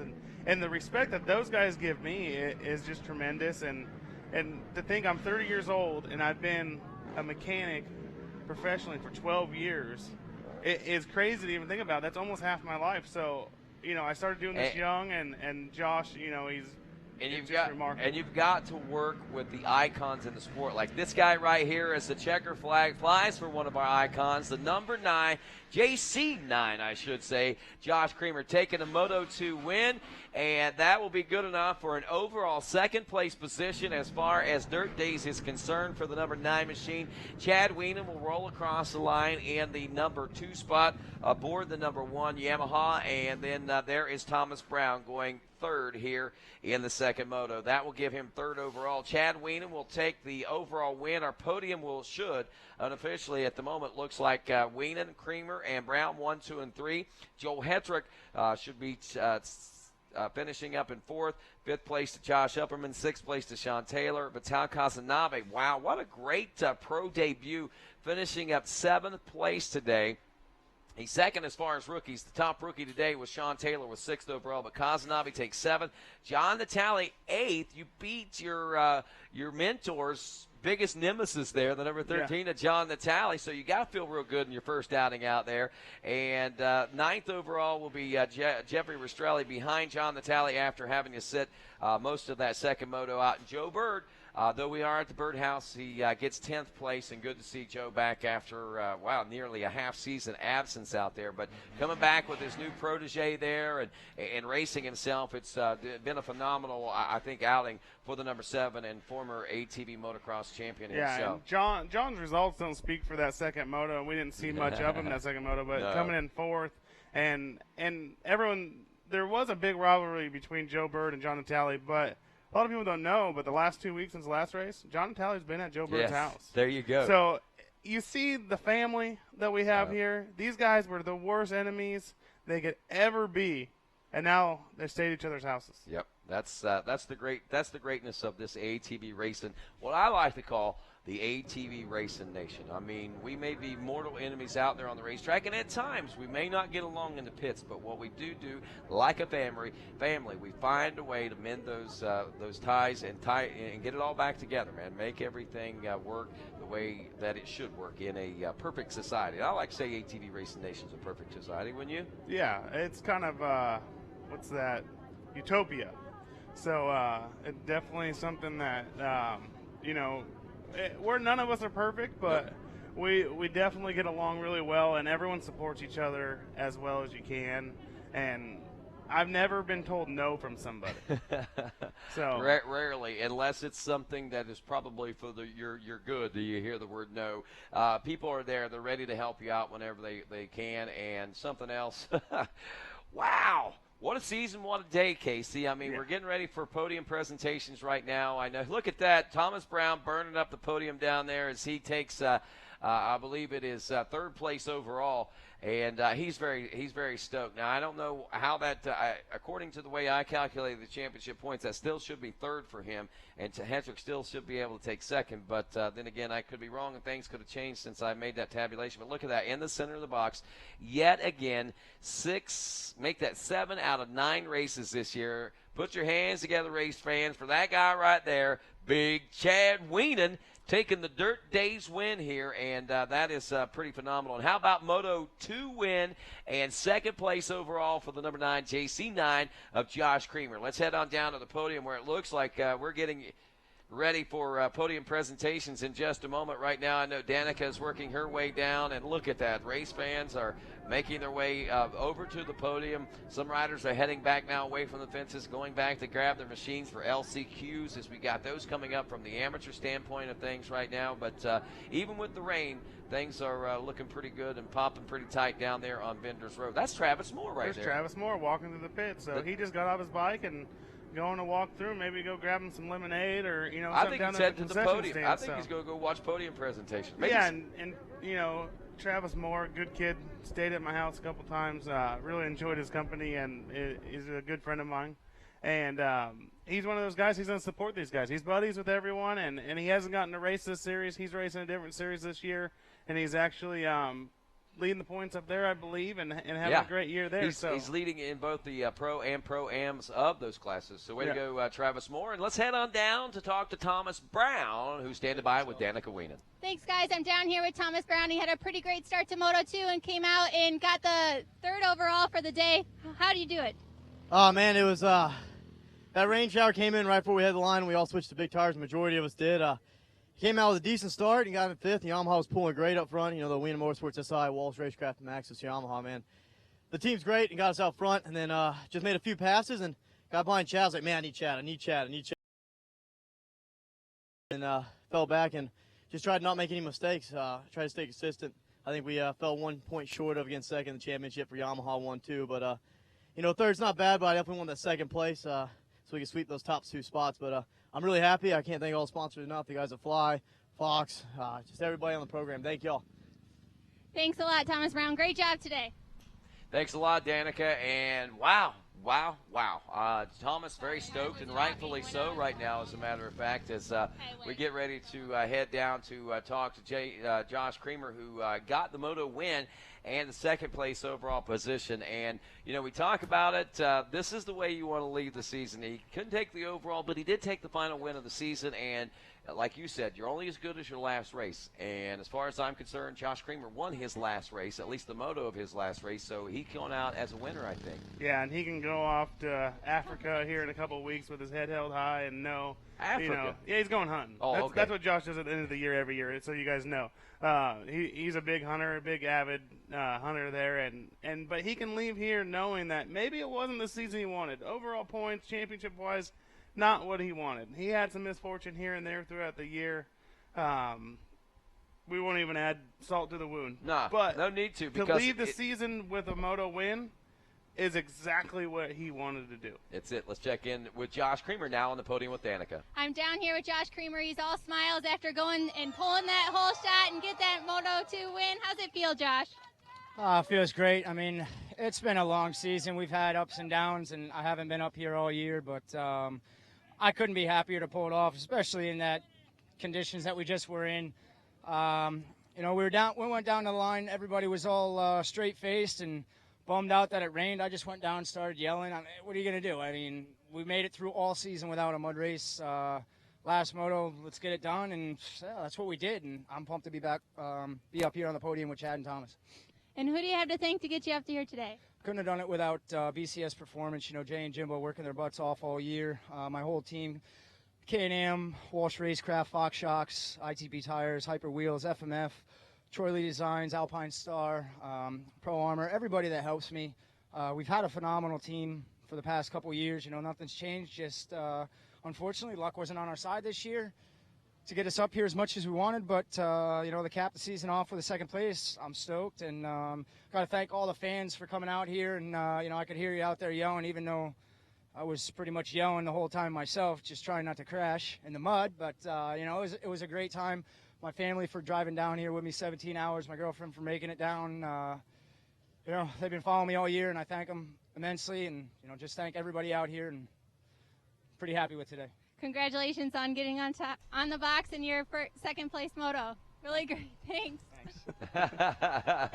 Second place overall win in the moto. Congratulations. That is phenomenal stuff, no doubt about it. And Josh, you could tell the weight of the world lifted off of the number 9's shoulders right there. Definitely. And I think that, I've talked to him here and there, and he's just bummed out. And I've just, Josh, don't be bummed out. You're doing something that a lot of people can't do and don't get to do. And to get that win, it just adds icing to the cake. Yeah. And he's really happy. And I'm sure those guys are all going to enjoy themselves this afternoon and this evening and know that another season come to an end. Yeah. And everyone stayed fairly safe this year. What we do, there's injuries. It is what it is. It's something that we try not to recognize because it's just something we don't like to know about. But it happens, and it's been a good year this year for injury-wise. And bike-wise, these guys, everyone's stepping up their game. It's crazy how good the quads are, how many guys are finishing every moto. Chad Wienen, no DNFs this year. Absolutely no flaws in his program. Thomas Brown, same thing. John Natale had a little bit of trouble this year with some stuff. Kramer, the same thing. Joel Hetrick, I don't think he had any mechanical DNFs this year. So that's standout for these guys. So it's good to see. It is good to see, and it's good to see our champion in the center of the box as well as they wrap up the 2014 racing seasons. We head back down with Chad Wienen and Danica Wienen here on the podium. Yeah, guys, I'm down here with 2014 national champion Chad Wienen 3 times in a row. How's it feel? It feels great, and just had a rough first moto. Actually, just got cramped up so bad in my left leg, and just had a hard recovery in between motos. And Trent, my man, he fixed me up and got me back rolling. And it was funny, once I got out there, I felt better than I have all day, and just came my second out of that start. And man, we could have done without a mutter here at Loretta's, but we've been so fortunate all year long. And big shout out to my sponsors, Wienen Motorsports, SI Decals, the guys from Yamaha. Man, you guys out there riding those Hondas, you guys looking for a game changer, you got to get on these Yamahas. And this is the best machine out here. It's got me 3 straight championships, and couldn't thank everybody enough. The guys from Fox, Max's tires. Man, we wanted the big tires in this mud, and it just worked so well. And guys from FMF, Alaska Motorsports, giving me great starts all day. And Mechanic Paul, just thank you. And, my whole background, and, everybody that's out here cheering for us, thank you. And we're looking forward to 2015. You won 7 of the 9 races this year. Is that something you're looking to pull over into 2015, or what are your plans? Well, we want to win as much as we can, but we just got to pick our battles and win the war at the end of the year. And we played it smart all year long, and that's what we plan to do, is try and keep this momentum going. Last year I didn't get the win at the last round, and it's kind of different going into the off season. So this year we took the top of the box, and can't thank this blue machine enough, and everybody in my corner. Thank you. Great, congratulations on your overall win and your championship. Thanks, guys. Thank you very much, Danica. And yes, that is Chad Wienen's wife, by the way, if you're wondering. I know someone says, is that Chad's wife? Yes, that is. And actually, Danica, a big part of the ATV racing community on a lot of different levels, and we're glad to have her as a part of the broadcast, as well as congratulate her as the wife of a 3-time champion also. That's some pretty cool stuff, too. Yeah, I've known Danica for a long time, too. It's so crazy. I've known all these people for so long, but when I worked at Suzuki, Chad Wienen was at Suzuki. Chad and Danica started dating when we were all at Suzuki. So it's just crazy to see how all these relationships, bond and mend and everything comes along. And prosper and bloom. Back then, in 2008, I never knew John Natale. I didn't meet John Natale until we were at Steel City at the Invitational. I met him. And then all of a sudden, 2 years later, now I was his mechanic. And Chad Wienen and him were on the same team together. It's just crazy how much it goes on with these guys. It is. It is crazy how small and tight this community of ATV racers are, as we are in the midst of celebrations down here at Dirt Days right now, as we are about ready to pop the top on the bubbly, I think is what they're fixing to do right now. Is Chad Weenan putting down the trophies right now, and this has got to be one of the sweetest champagne celebrations for him. 3 in a row. And the overall win here at Loretta Lynn's. And, here's what I always like to say. To the victor goes the spoils. And the spoils in ATV motocross racing is the sweet, sweet spray of champagne. Yeah, and I think Creamer's excited to open that bottle, even though maybe he's a little out of practice because he's a little late on the on the bloom there. So. Well, Casey, I tell you what, that brings us to the end of another great race day and another great racing championship season as the final round of 2014 ran for those AMA Pro ATV racers. Now, if you're in the area, check back with us tomorrow, or at least stop by the ranch, as we got Moto 2 of amateur racing going to be taking place here. But that's going to pretty much wrap it up for the 2014 season. I want to say thanks to you for being a part of the 2 monumental broadcasts at High Point and here today with Dirt Days. Also, same thing going out to Danica Weenan. I want to say thanks to the crew that put together such a spectacular show this week. Also, Michael Towns, who put together the Megan Manchak video for the Root River Racing team. You did an excellent job on that. Price, Jacob, also Pat, Jeremy, Griff, all the guys out there, Jared Bolton, all the guys. And it is just amazing that we have got such a great team, and they have worked so well and so hard on to make it all come to pass. So thanks to each and every one of those. Again, Casey, thanks to you. And as I say, good day. See you back here.